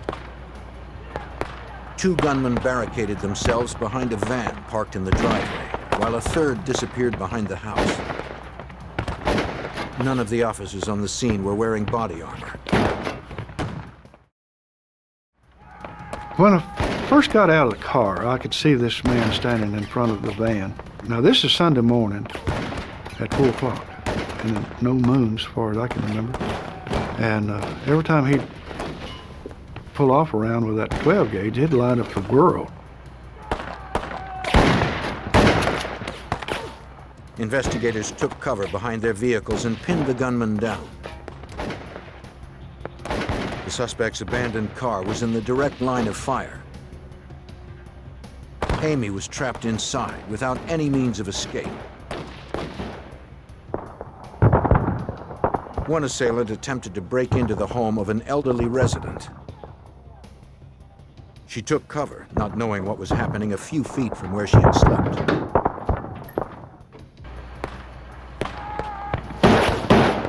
As the firefight raged on, investigators knew that they had to somehow get to Amy McNeil before it was too late. At 4 a.m. on January 13th, 1985, the FBI, Texas Rangers, and Johnson County sheriffs exchanged gunfire with the kidnappers of 13-year-old Amy McNeil. After being held for almost 2 days, Amy remained trapped inside her captor's vehicle with a female assailant on the front lawn of a farmhouse in Saltillo, Texas. Ranger Sergeant John Dendy was one of several who braved the hail of bullets. I could see one of them behind the front wheel of the car, and that's what I was mainly shooting at. I didn't have any other place to go. And the only thing I knew to do is shut them down. And the only way I'm going to do that is to hit one of them. Several miles away in another vehicle, Amy's wealthy father was accompanied by the Johnson County Sheriff and an FBI agent on their way to the scene. They could do nothing more but hope and pray that the 13-year-old would survive the battle. Locally here, go ahead. As the shooting continued, a Johnson County Sheriff's deputy moved towards the suspect's car, as Ranger Bill Gunn recalls. One deputy sheriff ran from the vehicle that he arrived in over to the kidnapper's vehicle, and she asked him if he was a police officer, and he said, yes, ma'am, and she just really grabbed hold of him then and hung on. The deputy handed the frightened girl to a ranger who took her out of harm's way. They ran back to the road where more backup arrived. After 44 hours in captivity, 13-year-old Amy McNeil was finally safe. The ranger needed to contact the other investigators and to tell her father the good news. Retired FBI Special Agent Rod Kicklighter was in the vehicle as the ranger's call came through. It seemed like hours before we finally got the confirmation that Amy was safe. I recall Mr. McNeil beating me about the head and shoulders about Amy being safe and they've got her, and he was ecstatic, as were we all. Hold your fire! Hold your fire! While Amy was headed to meet her father, the shooting had subsided. The gunmen had both been wounded. Investigators held their weapons on them, not sure if the suspect still had ammunition. Then, out of the shadows, a third gunman emerged. Freeze! Get out! Get on your knees! Get on your knees! Drop your weapon! Realizing that escape was impossible, he surrendered. From inside the kidnapper's car, investigators cuffed the female suspect and a fourth man who had remained there during the shootout. Rangers confirmed with Amy that all the kidnappers were now in custody. On a deserted highway a mile away, Amy ran towards the waiting van that held Mr. McNeil. Dad! Dad! Former Special Agent Clint Brown watched the reunion between father and daughter. Everybody was pretty emotional. You know, we all had kids and daughters and such, so we were pretty emotional just watching that reunion, and everyone was so happy that it had turned out so well that we all shared in that excitement and joy of her being recovered safely. No one but the suspects had been hit by gunfire.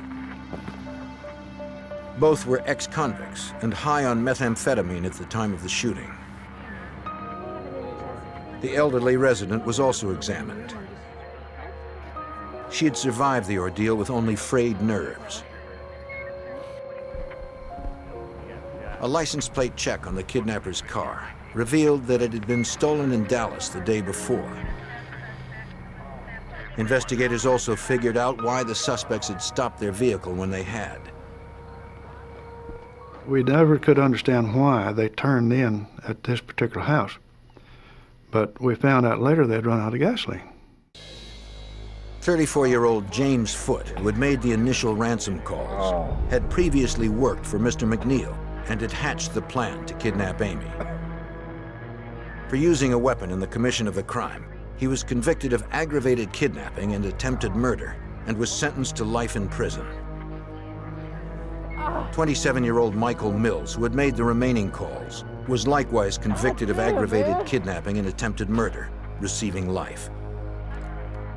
The other assailants, 21-year-old Daniel Neckar Jr. and 21-year-old Thomas Barnes, were convicted of the same charges and also sentenced to life.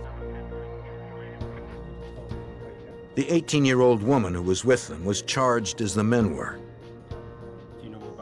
She had only met James Foote a few days earlier before the kidnapping had occurred. The woman was scared when the men brought the 13-year-old into the house, but stayed to prevent Amy from being abused by them.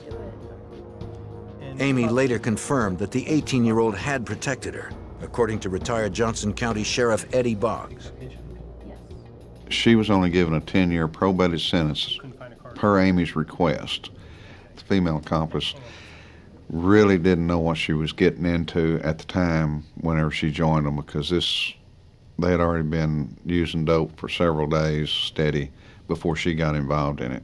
And it was just she got involved in something she couldn't get out of. 6 months later, on July 4th, 1985, Foote was transferred from the state penitentiary to the Johnson County Jail to face additional charges. Authorities had traced the weapons he used in the kidnapping to the armed home invasion of a Dallas man. Foote was also indicted in Arlington, where he had attempted to kidnap the child of a wealthy developer days before he took Amy. Outside, in the blistering Texas summer, the prison guard agreed to retrieve a water hose to cool down the inmates. When he left, Foote climbed over the 8-foot fence. He made it under the barbed wire. Seconds later, the kidnapper disappeared into the nearby woods. That evening, the Johnson County Sheriff faced the difficult task of informing Mr. McNeil that his daughter's kidnapper had escaped to where no one knew. Deputies would be stationed outside the McNeil home as long as Foote remained at large, fearing that the convict might seek vengeance on the family. Mr. McNeil immediately offered a reward for any information leading to Foote's recapture. A few days later, a call came in to Sheriff Boggs that seemed promising. James Foote had a cousin that lived up close to Paris, Texas, that called in and said that he knew where he was and had been in contact with him. And that cousin also had some criminal charges pending on him and was willing to make a deal. Okay, guys, we're going to be entering. Foote had been hiding in the cousin's Paris, Texas home, 170 miles northwest of the prison. Gain access to the property. Johnson County deputies prepared for the assault of the single-story dwelling. Over here. This is your living room area. They readied themselves for another armed confrontation. As promised, the cousin made certain that Foote was inside at home for the arrest to take place. Deputy Sheriff, freeze! Get your hands up and This time, there would be no shootout. Sheriff deputies captured Foote without incident. He was returned to prison, where Foote will spend the rest of his life. At the state capitol in Austin, Texas, retired Ranger Sergeant John Dendy was among those who received commendation and recognition for the successful conclusion to the case. Going to Austin, talking to the governor, getting a commendation. The fact that I knew that I had had something to do with saving this beautiful little girl's life was worth more than anything else they could do. That made everything worthwhile. All the 36 years that I spent in law enforcement, that was the top. Because law enforcement responded quickly and did not relent, Amy McNeil was reunited with her family and friends thankful for the determined officers and agents who answered the call. The dense and rugged Alaskan wilderness provided the perfect cover for a fierce and sadistic killer. He preyed on women, kidnapping them, raping them, torturing them. He hunted them like animals for his own twisted pleasure.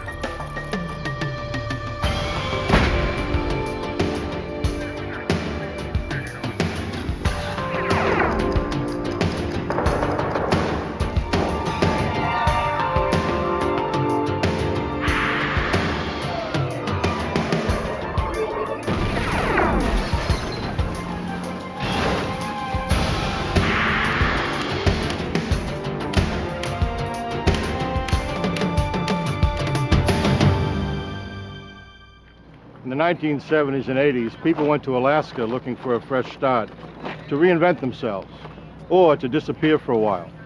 Some of those disappearances weren't by choice. I'm Jim Kallstrom, former head of the FBI's New York office. A serial killer's rampage was exposed when the bodies of young women began turning up in shallow graves that dotted the Alaskan wilderness. The killer was at home in the rugged terrain, but the hunt for him began 3,000 miles away, where FBI profilers mapped the criminal's mind.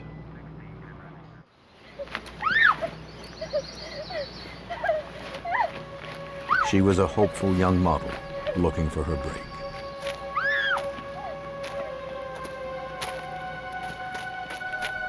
She accepted a job with a man who claimed to be a photographer, but turned out to be a merciless killer.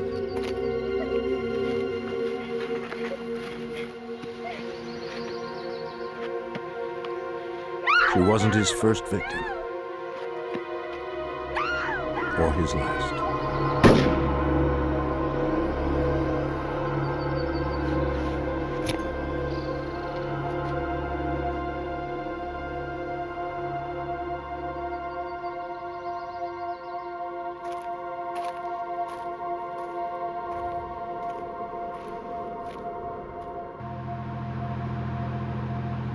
From the 70s through the mid-80s, the wilderness of Alaska became a popular destination as people flowed north to construct the Alaskan pipeline.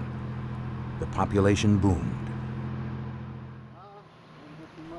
On August 13th, 1982, two off-duty Anchorage police officers were hunting moose near the Knik River, in a wilderness about 20 miles from Anchorage.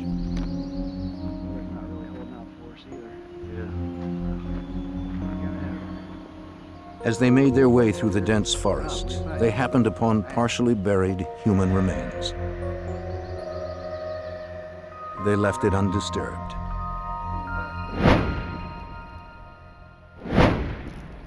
The next day, crime scene technicians from the Alaska State Troopers arrived at the scene.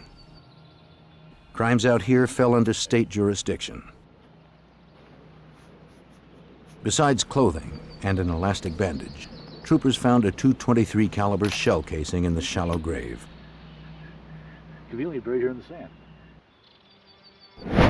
Dental records identified the remains as 23-year-old Sherry Morrow, an exotic dancer reported missing a year earlier by her boyfriend. Troopers called him in to break the news. Her clothes matched the ones he reported her missing in, but her good luck charm, the gold arrowhead pendant she never took off, was gone. Morrow was probably murdered shortly after she disappeared, giving the killer more than a year to cover his tracks. Finding him would be next to impossible. In the year following the discovery of Sherry Morrow's body, more women began turning up. It's a sad truth that finding bodies in the Alaskan wilderness wasn't all that unusual. 2 or 3 times a year, some novice hiker or hunter would get lost and succumb to the elements. But a growing number of bodies had a different story to tell. During new road construction on September 2nd, 1983, a crew unearthed human skeletal remains not far from where Sherry Morrow's body had been found 1 year earlier.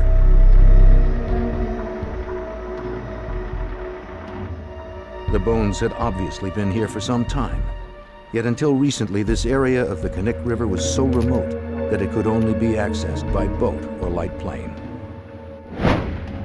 The remains were identified as 17-year-old Paula Goulding, an out-of-work secretary who had moved to Alaska from Hawaii. She had been missing for 5 months. Like Sherry Morrow, she had taken a job as an exotic dancer to make ends meet. And like Sherry Morrow, a .223 caliber cartridge was found at the site. For Alaska State Trooper Wayne Van Clausen, the connection was frightening. And that's about when everything started to become kind of scary for everybody, because the profile was the same. They were topless dancers from the clubs downtown, but that was certainly when there was the belief that there was a serial murderer out there. 2 bodies had been found, but now troopers believed there were more. They began to revisit missing persons reports.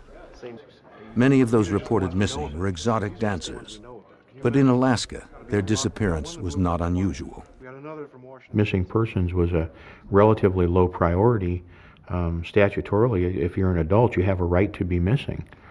And there were a lot of instances where these girls would just jump on a plane and go away. Between 1980 and 1983, 12 women had been reported missing. That was only a fraction of the unreported total. Troopers now wondered how many of the missing women were victims of the killer. That would be difficult to determine. The Alaska State Troopers sent the evidence from the Sherry Morrow and Paula Goulding crime scenes to the FBI's laboratory in Washington, D.C. for analysis. The FBI ran ballistics tests on both shell casings to see if they were shot from the same gun.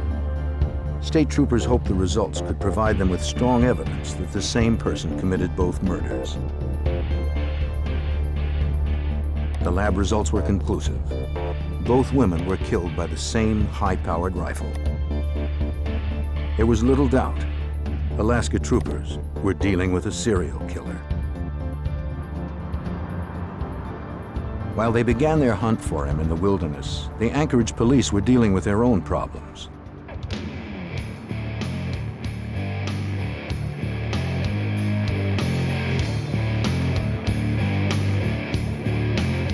Every city has its dark side, and Anchorage is no different. Except that in Alaska, the nights are longer and darker. In the 70s and 80s, Anchorage was a frontier town. Men came here to work hard, and women followed to ease their loneliness. Some women were lured to the strip clubs, hoping to earn a quick buck. Others, looking for more respectable opportunities, worked in the clubs until something better came up. For many, it never did.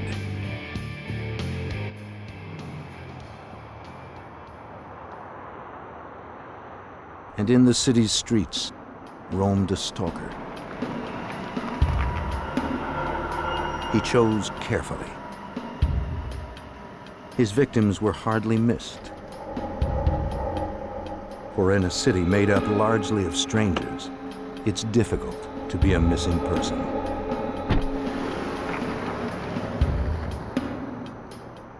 Some of the women who disappeared from Anchorage turned up safely. Some didn't turn up at all. But disappearances weren't the only crimes being reported. On the early morning of June 13th, 1983, Cindy Paulson, age 17, ran down an Anchorage highway. She was partially dressed and in handcuffs. She managed to flag down a passing truck. She was running for her life.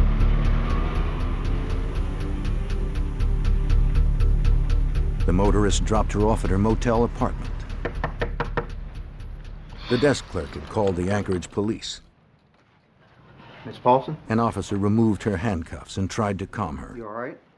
Here, let me get this. Anchorage police officer Greg Baker recalls the incident. We found her in handcuffs with very little clothes on. She was real credible. She was very scared, she was very frightened, and she told us her story. Paulson, a prostitute, told Baker that she picked up a trick the night before. She described him as wiry, scruffy, about 6 feet tall, with glasses and a stutter. He was not the kind of person she thought of as threatening. But as soon as she stepped into his car, he handcuffed her and put a wood-handled revolver to her head.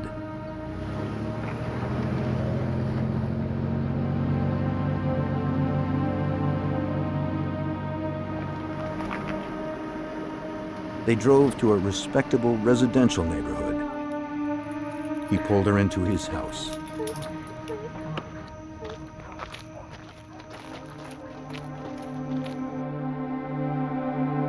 The place was well kept and full of hunting trophies. He had a chain hanging from the ceiling of his den. He chained her up and stripped her.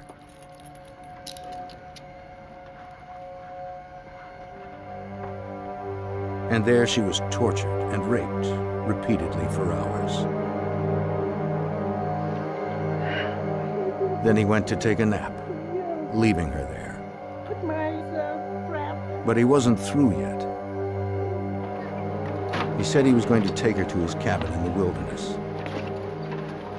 He said if she tried to get anyone's attention, he'd kill her, and them as well. He told her he already had his alibi worked out. His friends were willing to lie for him. No one would believe her story. They ended up at the airport. She could see him loading a weapon into a small aircraft. She also saw her chance for escape. Her one chance to save her life.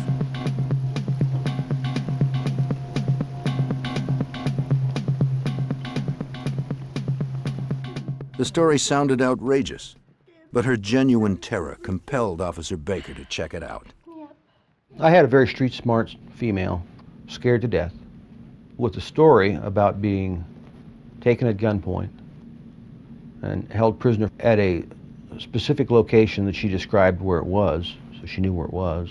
She described the interior of the location. She described the den, up to and including various animals who were posted on the, mounted on the wall. En route to the hospital for an examination, Paulson insisted on stopping at the airport to show police the airplane she had seen earlier. She positively identified it. While we were in there, we had a security guard stop us and describe the car the same way that Cindy described the car, and in fact gave us a license number. That license number confirmed the address, or the area at least, that Cindy had given us regarding where the house was. Police went to the address to speak to the owner of the car.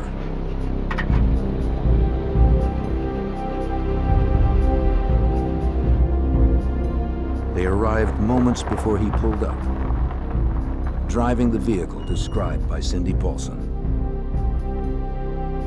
So far, everything Paulson said had checked out. But the suspect had his own story to tell.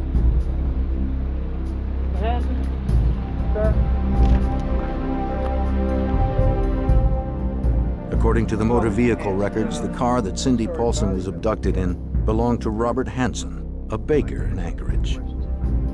Hanson, who fit the description of the man Paulson described, calmly answered questions. He said he was at a friend's house from 5 p.m. to 11:30 p.m., repairing a seat for his airplane. Afterward, he went to the home of another friend and stayed until around 5:30 that morning. Then he went to the airport and installed the seat. Hanson gave police his consent to search his house. Again, his home was exactly as Paulson had described. That only proved she'd been in the house, not that Hanson had raped and tortured her there. They could find no evidence of that. They did notice a loose-fitting wall panel. Behind it, they found a collection of weapons, but that wasn't surprising. Hansen was an avid hunter. They did find a revolver, but it didn't match the one that Paulson described. The gun, the chain, and the blanket she was wrapped in were nowhere to be found.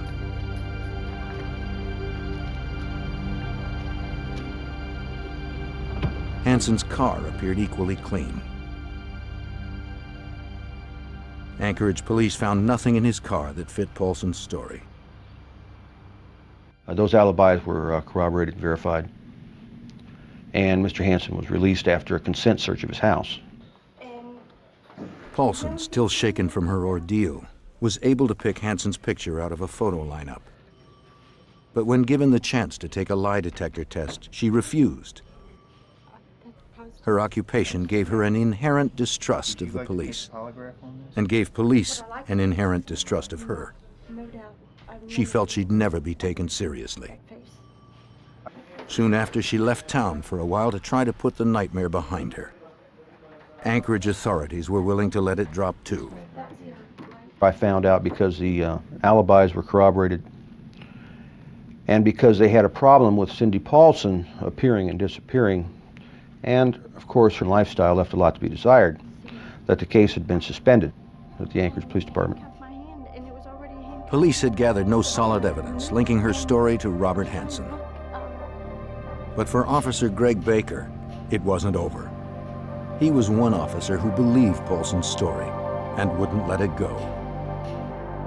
The predator roaming the streets of Anchorage was still out there, free to claim more victims. Robert Hansen, the most likely suspect in the abduction and rape of Cindy Paulson, had been released for a lack of solid evidence. Officer Baker was still curious. Lately, the Anchorage police had been grappling with what seemed like more than their share of missing persons reports, involving prostitutes like Paulson, or exotic dancers, or women out by themselves. Paulson's assertion that she was about to be put on a plane only reinforced his creeping suspicions about Hansen. He had taken her to the airport where he was going to fly her out with the story that if she maintained her helpfulness, that he'd bring her back and let her go.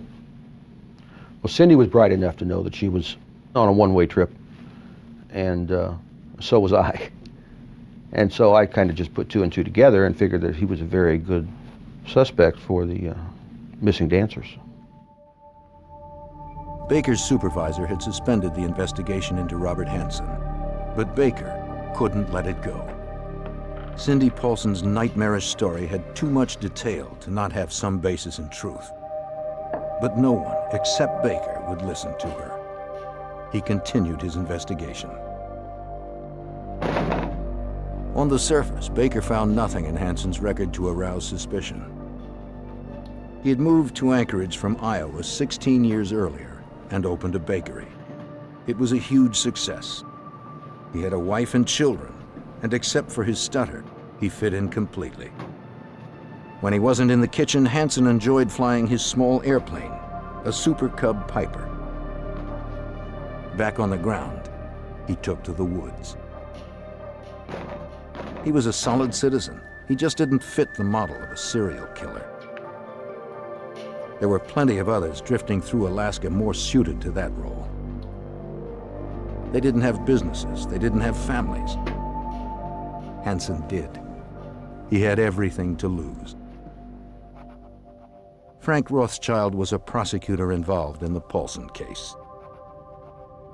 Bob the baker. The troopers and the police used to go to his donut shop all the time. It was a very popular place to go. He had a bakery. People knew him. He was friendly. He was just a hard-working guy. Unaware of Officer Greg Baker's local investigation in Anchorage, state troopers were still trying to find their serial killer. bodies continued to be unearthed in the Alaskan wilderness. Troopers set up a task force to study the similarities between the missing women and the murder victims. They hoped to find a common thread that would lead to a suspect. Until authorities knew more, they did their best to educate dancers and prostitutes about playing safe. For the first time, police and prostitutes were on the same side. According to Rothschild, the goal was preservation. Law enforcement were then and had been for a time advising young women who were working in some of these clubs and who were working the streets to be careful and to advise them there was a maniac out there who seemed to be abducting and killing people. A little digging revealed that Hanson's criminal history was extensive. 12 years earlier, in 1971, he'd been arrested twice for kidnapping, rape, and assault with a deadly weapon. They were crimes that bore an eerie resemblance to what Cindy Paulson had endured. Baker couldn't bring this information to his supervisor. The Paulson case had been officially suspended, and Baker was bucking authority. That left him no alternative. And at that time, I gathered up all the reports and background that I could find on Mr. Hanson and carried it over to the troopers. When the troopers received the file from Officer Baker, they were optimistic. Paulson's testimony, along with Hanson's police record from Anchorage, made him a prime suspect in the state case. The troopers' investigation dovetailed with Baker's. They were both dealing with the same maniac. Robert Hanson was their best suspect.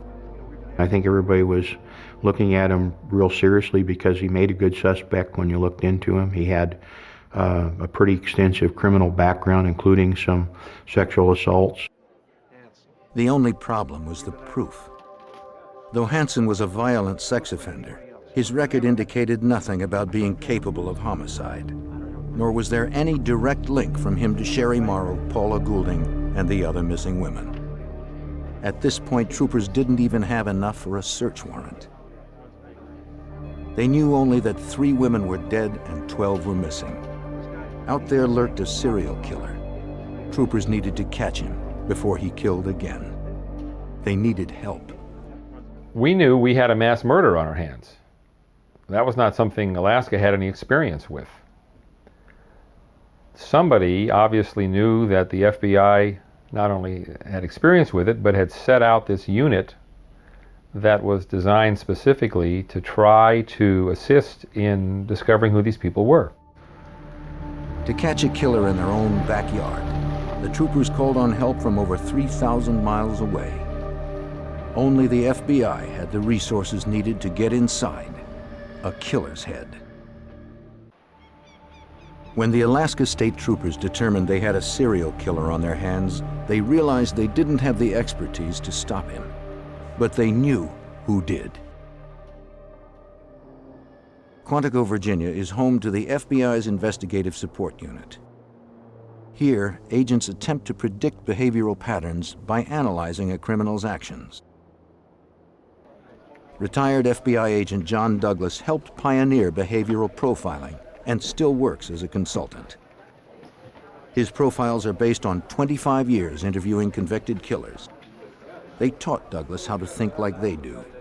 He's learned that serial killers are acting out their fantasies of control and conquest.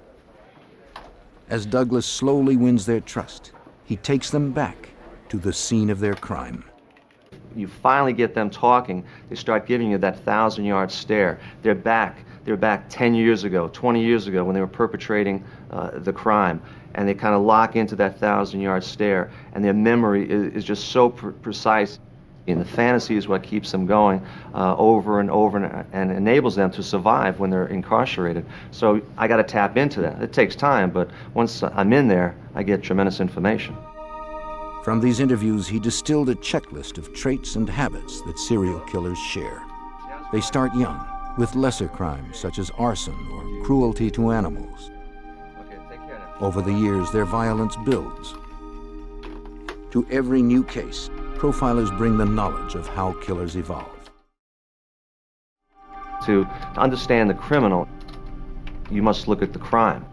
You just want to see if you can come up with an analysis based upon preliminary police reports, crime scene photographs, a profile of the victim, autopsy protocol, reviewing that, review the autopsy photographs, do an analysis of the overall crime, the risk level that the subject took, the victim risk level, analysis of the area, maybe the crime scene, maybe you have multiple crime scenes, and then based upon that, you attempt now to come up with a specific type of profile. By examining every aspect of an unsolved crime, a profiler can determine specific characteristics of that killer, such as age, occupation, and physical characteristics. The troopers contacted the FBI to see if the Bureau could work up an analysis of the Anchorage killer. They hoped the profile would sharpen the investigation and bring overlooked clues to light. The troopers gave the FBI what they needed to build the behavioral profile. For a scrupulous, accurate profile, they required only facts from the troopers, no analysis or theories. Trooper Wayne Van Clausen didn't want to lose any time. The information he received from Officer Baker aroused his suspicions about Robert Hansen, but he needed more information. Criminal records were just beginning to be computerized, and he didn't have access to them all in Anchorage. While the profile was being developed, he went to Juneau to collect Hansen's records from the Superior and Supreme Court archives. In his fact-finding mission, Van Clausen researched every town that Hansen had ever lived in. He found reports on Robert Hansen dating back to 1961. He gathered all that he could carry, sent the rest by truck, then headed home. While he was in Juneau, the FBI had come through with a criminal profile of the serial killer. The fact that the killer was so prolific meant to Douglas that he could function unnoticed within the community. Someone who worked independently, most likely a business owner. The killer would be an avid outdoorsman, since the bodies were recovered in remote areas of wilderness. Since he preyed on prostitutes, Douglas concluded the killer had difficulty talking to women, had low self-esteem, and grew up feeling like an outcast. Based on killers with similar profiles, Douglas provided a specific characteristic to explain the cause of those feelings of inadequacy, a feature that bore an eerie resemblance to Robert Hansen. The one that totally blew us all away, I think, is that when they said he's either going to be a stutterer or someone who has a lisp, a speech defect. How do you figure that? But that was one of the things that they suggested might show up. The FBI profile pointed to Robert Hansen, but the depths of Douglas's insight were about to be known. Upon Van Clausen's return, troopers studied the files. The records showed that Hansen had spent 3 years in a reformatory for setting fire to his old high school's bus garage. Based on their work with previous killers, the FBI profilers said the killer would have a history of arson. You have a boyfriend? Yes, actually I do. Yeah, because The profile painted the killer as a social misfit. Hansen's court-ordered psychiatric reports from his days at the reformatory bore this out. Yes, I'm really busy right now, you know. I don't mean anything like, I mean, you know. His stutter was a social barrier that undermined his self-confidence. Whenever he tried to assert himself, he'd be slapped down. I have a lot of work to do, or I'm gonna call security on you. He never forgot the sting. The profile said the killer would learn to function as a normal member of society while his perversions festered within. His record showed that in his 30s, Hansen began working at a bakery. He would brag to co-workers about his kleptomania and the sense of power it gave him.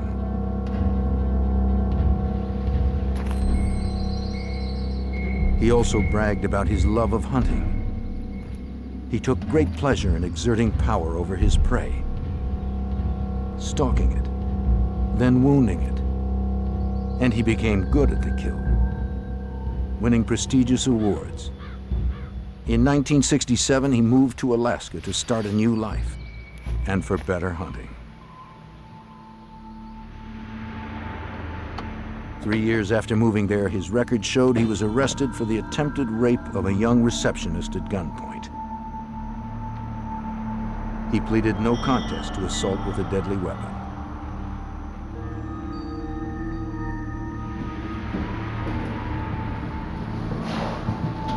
A little more than a month later, he was indicted for the attempted assault of an 18-year-old woman he'd followed home. As soon as the man got to Alaska, he was involved in theft cases, he was involved in abductions, he had psychiatric evaluations showing him to be really unstable and having all kinds of weird sexual fantasies and the rest. True to the profile, Hansen seemed a respectable citizen, so the courts were lenient. In one case, he claimed to have memory lapses and was given psychiatric treatment and 5 years in a work release program. He abducted one of his early victims outside a coffee shop, took her to a cabin in the wilderness, and raped her at gunpoint. She was 17 at the time. He told me, of course, if I called the police, that he would hunt me down and kill me. He told me he was a fine, outstanding businessman. He had never mentioned at any point during the rape time or before or after that he was married, but he said he's a fine, outstanding businessman and that I was just a kid and nobody would believe me. And he was right. Everything the profiler said about the perpetrator of the serial killings fits suspect Robert Hansen, a truly dangerous man who was passing as a nondescript face in the crowd. While troopers zeroed in on Hansen, they spread out to search for more victims in the Knik River area, where 3 bodies had been found. They believed that the dancers who were still missing may have been buried close to the other grave sites. But troopers came up empty. The area was too large and remote to cover completely. Despite the compelling FBI profile and the past police records, troopers lacked anything tangible to link Hansen to the killings. His police records were too stale, the evidence too circumstantial to hold any weight in a court of law. Investigators hoped that Cindy Paulson could help. She was the only surviving victim to Hansen's current wave of violence. Perhaps she could remember something else from her ordeal. Paulson gave another statement. But this time, she was able to ID one of the guns Hansen had in his possession. Aside from Paulson, Hansen had not been implicated in a rape or abduction for more than 10 years. But in the hopes of strengthening their case and establishing a pattern of behavior, investigators searched for another of Hansen's victims from years earlier, whose experience matched Paulson's. Although this prior victim no longer lived in the area, troopers tracked her down and asked for her help. I had gotten a call from Alaska asking if I would like to maybe help with a conviction for Mr. Hansen. They had explained to me that he had killed, to the best of their knowledge, 7 women. And they explained to me that the last woman had broken free. She agreed to testify when the time came, but troopers still had a weak case. Though troopers felt confident they were on the right track, they didn't have enough to prove that Hansen was a serial killer. According to Anchorage Police Officer Greg Baker, Hansen knew that authorities were onto something. One morning I was driving by and I needed to get some donuts for the shift. Mr. Hansen was there and he had a window that he stood in and decorated cakes and cupcakes and cookies. And I remember watching him. He kept looking up at me and you could tell he was nervous. And he kept putting frosting on his thumb. And I liked that. Although investigators had Hansen in their sights, they still lacked the evidence to connect him directly to the crimes. But because Hansen matched the profile so closely, Douglas flew to Alaska to review the case and to brief the troopers and prosecutor Frank Rothschild on how to proceed with the suspect. Douglas was confident that Hansen was their serial killer. The hunter was now the hunted. So the missions was to provide a analysis for them. Does he have the capability to commit a crime like this? And the answer was yes. I believe this prostitute, and I believe he's capable of perpetrating these crimes. Douglas's idea was to bring Hansen in for questioning while simultaneously searching his house.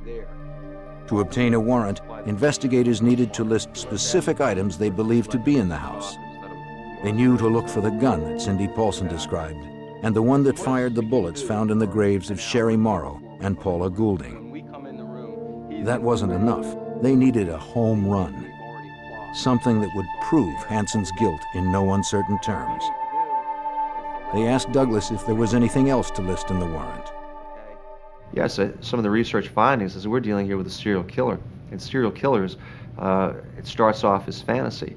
And one of the things to keep the fantasy going after the crime is because they're on the hunt nightly looking for victims, is they take some type of memento. We call them either souvenirs or trophies, something belonging to the victims.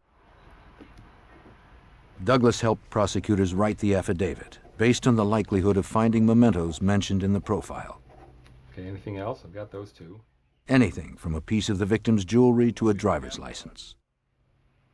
We don't have any. But a behavioral profile had never been used as the basis of a search warrant in the United States before. Rothschild knew he'd need to back it up with more conventional information. Obviously, the district attorney's office wanted this search warrant to be bulletproof. They wanted it to be absolutely, positively, without flaw, because they knew this was a big, big case. The last thing they wanted was to have something wrong with the search warrant and have all the evidence thrown out. The affidavit swelled to 48 pages. The judge granted 8 search warrants for Hansen's property. Now, they just needed Hansen.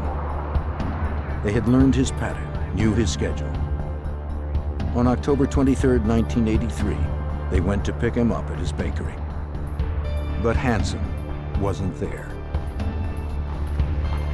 He'd gotten off to a late start, unwittingly keeping the troopers waiting 20 tense minutes.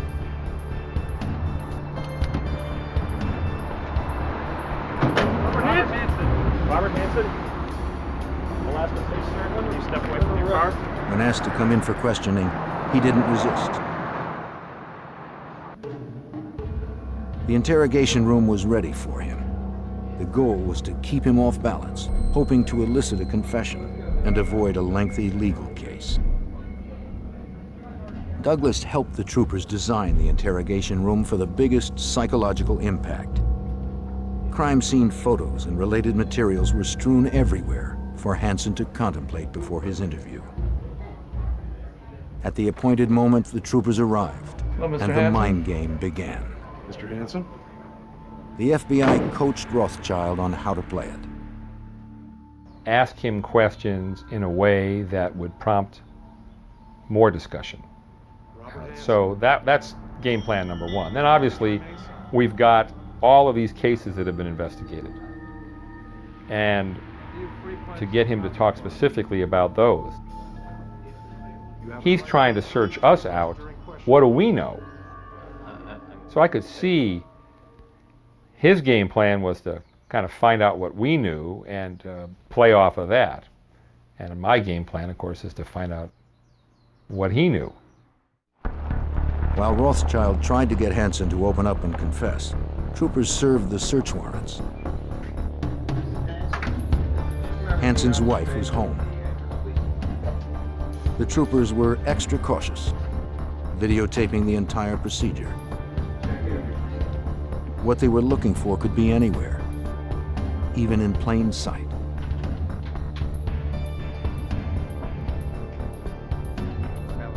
Hansen knew the troopers had access to his police and psychological records.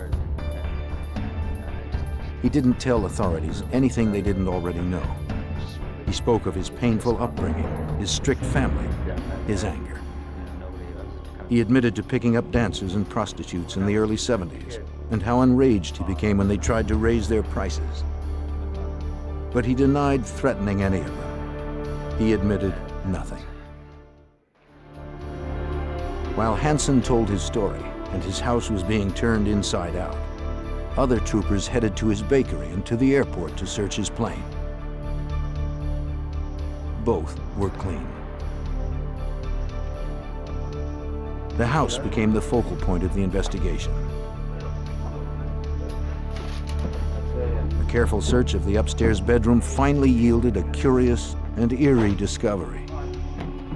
An aerial map of the region, peppered with 37 X's. They seemed to be clustered mainly around the area where bodies had been found. But there were dozens more marks than bodies, at least so far. The searchers continued up to the attic. Under insulation, the troopers found weapons.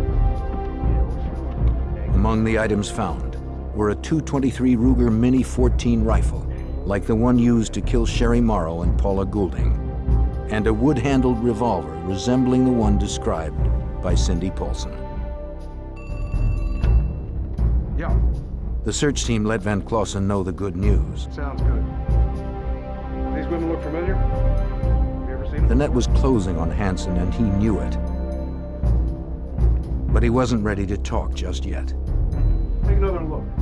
The interview dragged on for hours. It didn't seem like a confession was likely. I haven't. I've never seen it. While troopers collected the evidence, the case unwound even further.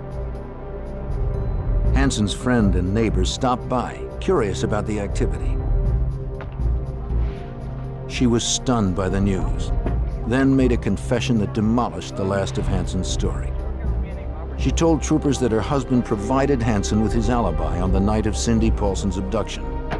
He'd lied to protect his friend, not realizing how serious Hansen's charges were. The husband later called police and retracted his statement. Hansen's alibi evaporated. As the search continued, the troopers found the most incriminating evidence so far. Evidence that Douglas knew had to be there somewhere. They found Sherry Morrow's necklace and other personal property belonging to the dead or missing women. They had found Hansen's stash of trophies. Yeah, this is Baker here. Investigators called the station. Though they had Hansen where they wanted him, still he wouldn't confess. But they had enough to lock him up on the Cindy Paulson case. Bail was set at $500,000. Investigators now had time to build their case against Hansen as a serial killer. They called the prior victim to see if she was still on board. And at that time, they thought he had killed 11 women. And was I still interested in being a witness? They really felt that they may need me because he hadn't confessed. All right, what you got? Great. 3 points on the map found in his bedroom matched the locations of bodies recovered by the troopers. Another X marked the location of a body recovered by Seward police years earlier. The remaining X's presumably marked the graves of more victims, dozens of them. Looking at the map obviously was pretty chilling because we believed the map. The map was a body count as far as we were concerned. The man had kept track. He didn't have newspaper clippings. He had the map. When the troopers believed they had enough to convict Hansen on at least 4 murders, they confronted him and his lawyer with the evidence. Hansen couldn't refute it. He had no place left to hide.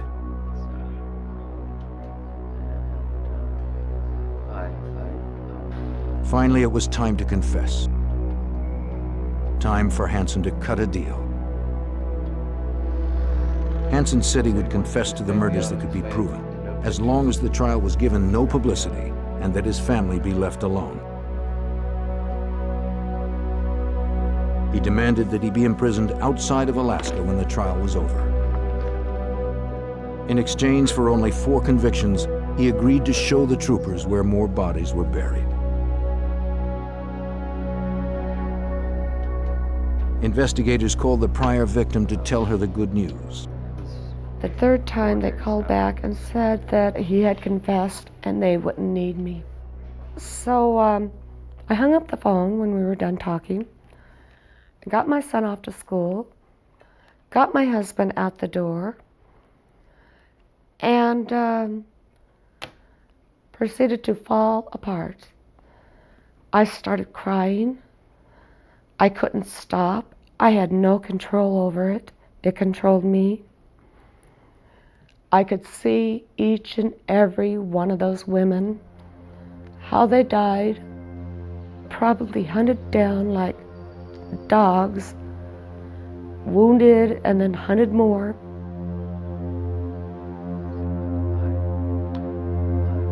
In his confession, Hansen described how he would take his victims into the woods and hunt them as prey. Over the dozen years that he lived in Alaska, he'd raped more than 30 women and developed many strategies for capturing them. Once he found a likely target, a solitary woman like Sherry Morrow. He would befriend her and arrange to meet her at a fast food place. If they were dancers or aspiring models, he'd offer to pay to photograph them. He'd arrive early and stay in his car. That way he'd be certain the woman arrived alone and had no one waiting for her in the parking lot. No witnesses. Then he'd go in and meet his new victim.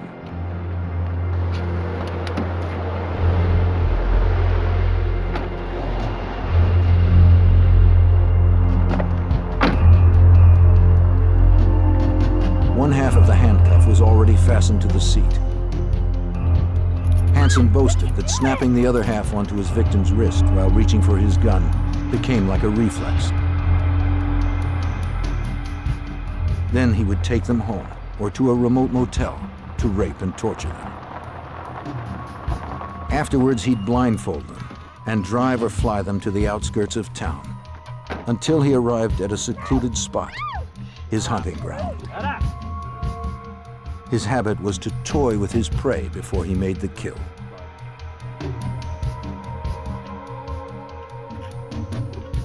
Hansen confessed that in the summer of '83, he devised what he called his summer plan. He sent his family away so he could bring his victims home.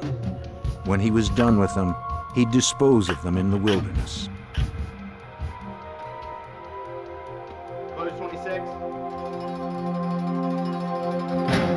On February 27, 1984, Robert Hansen was convicted of murdering 4 women and sentenced to 461 years plus life with no chance of parole.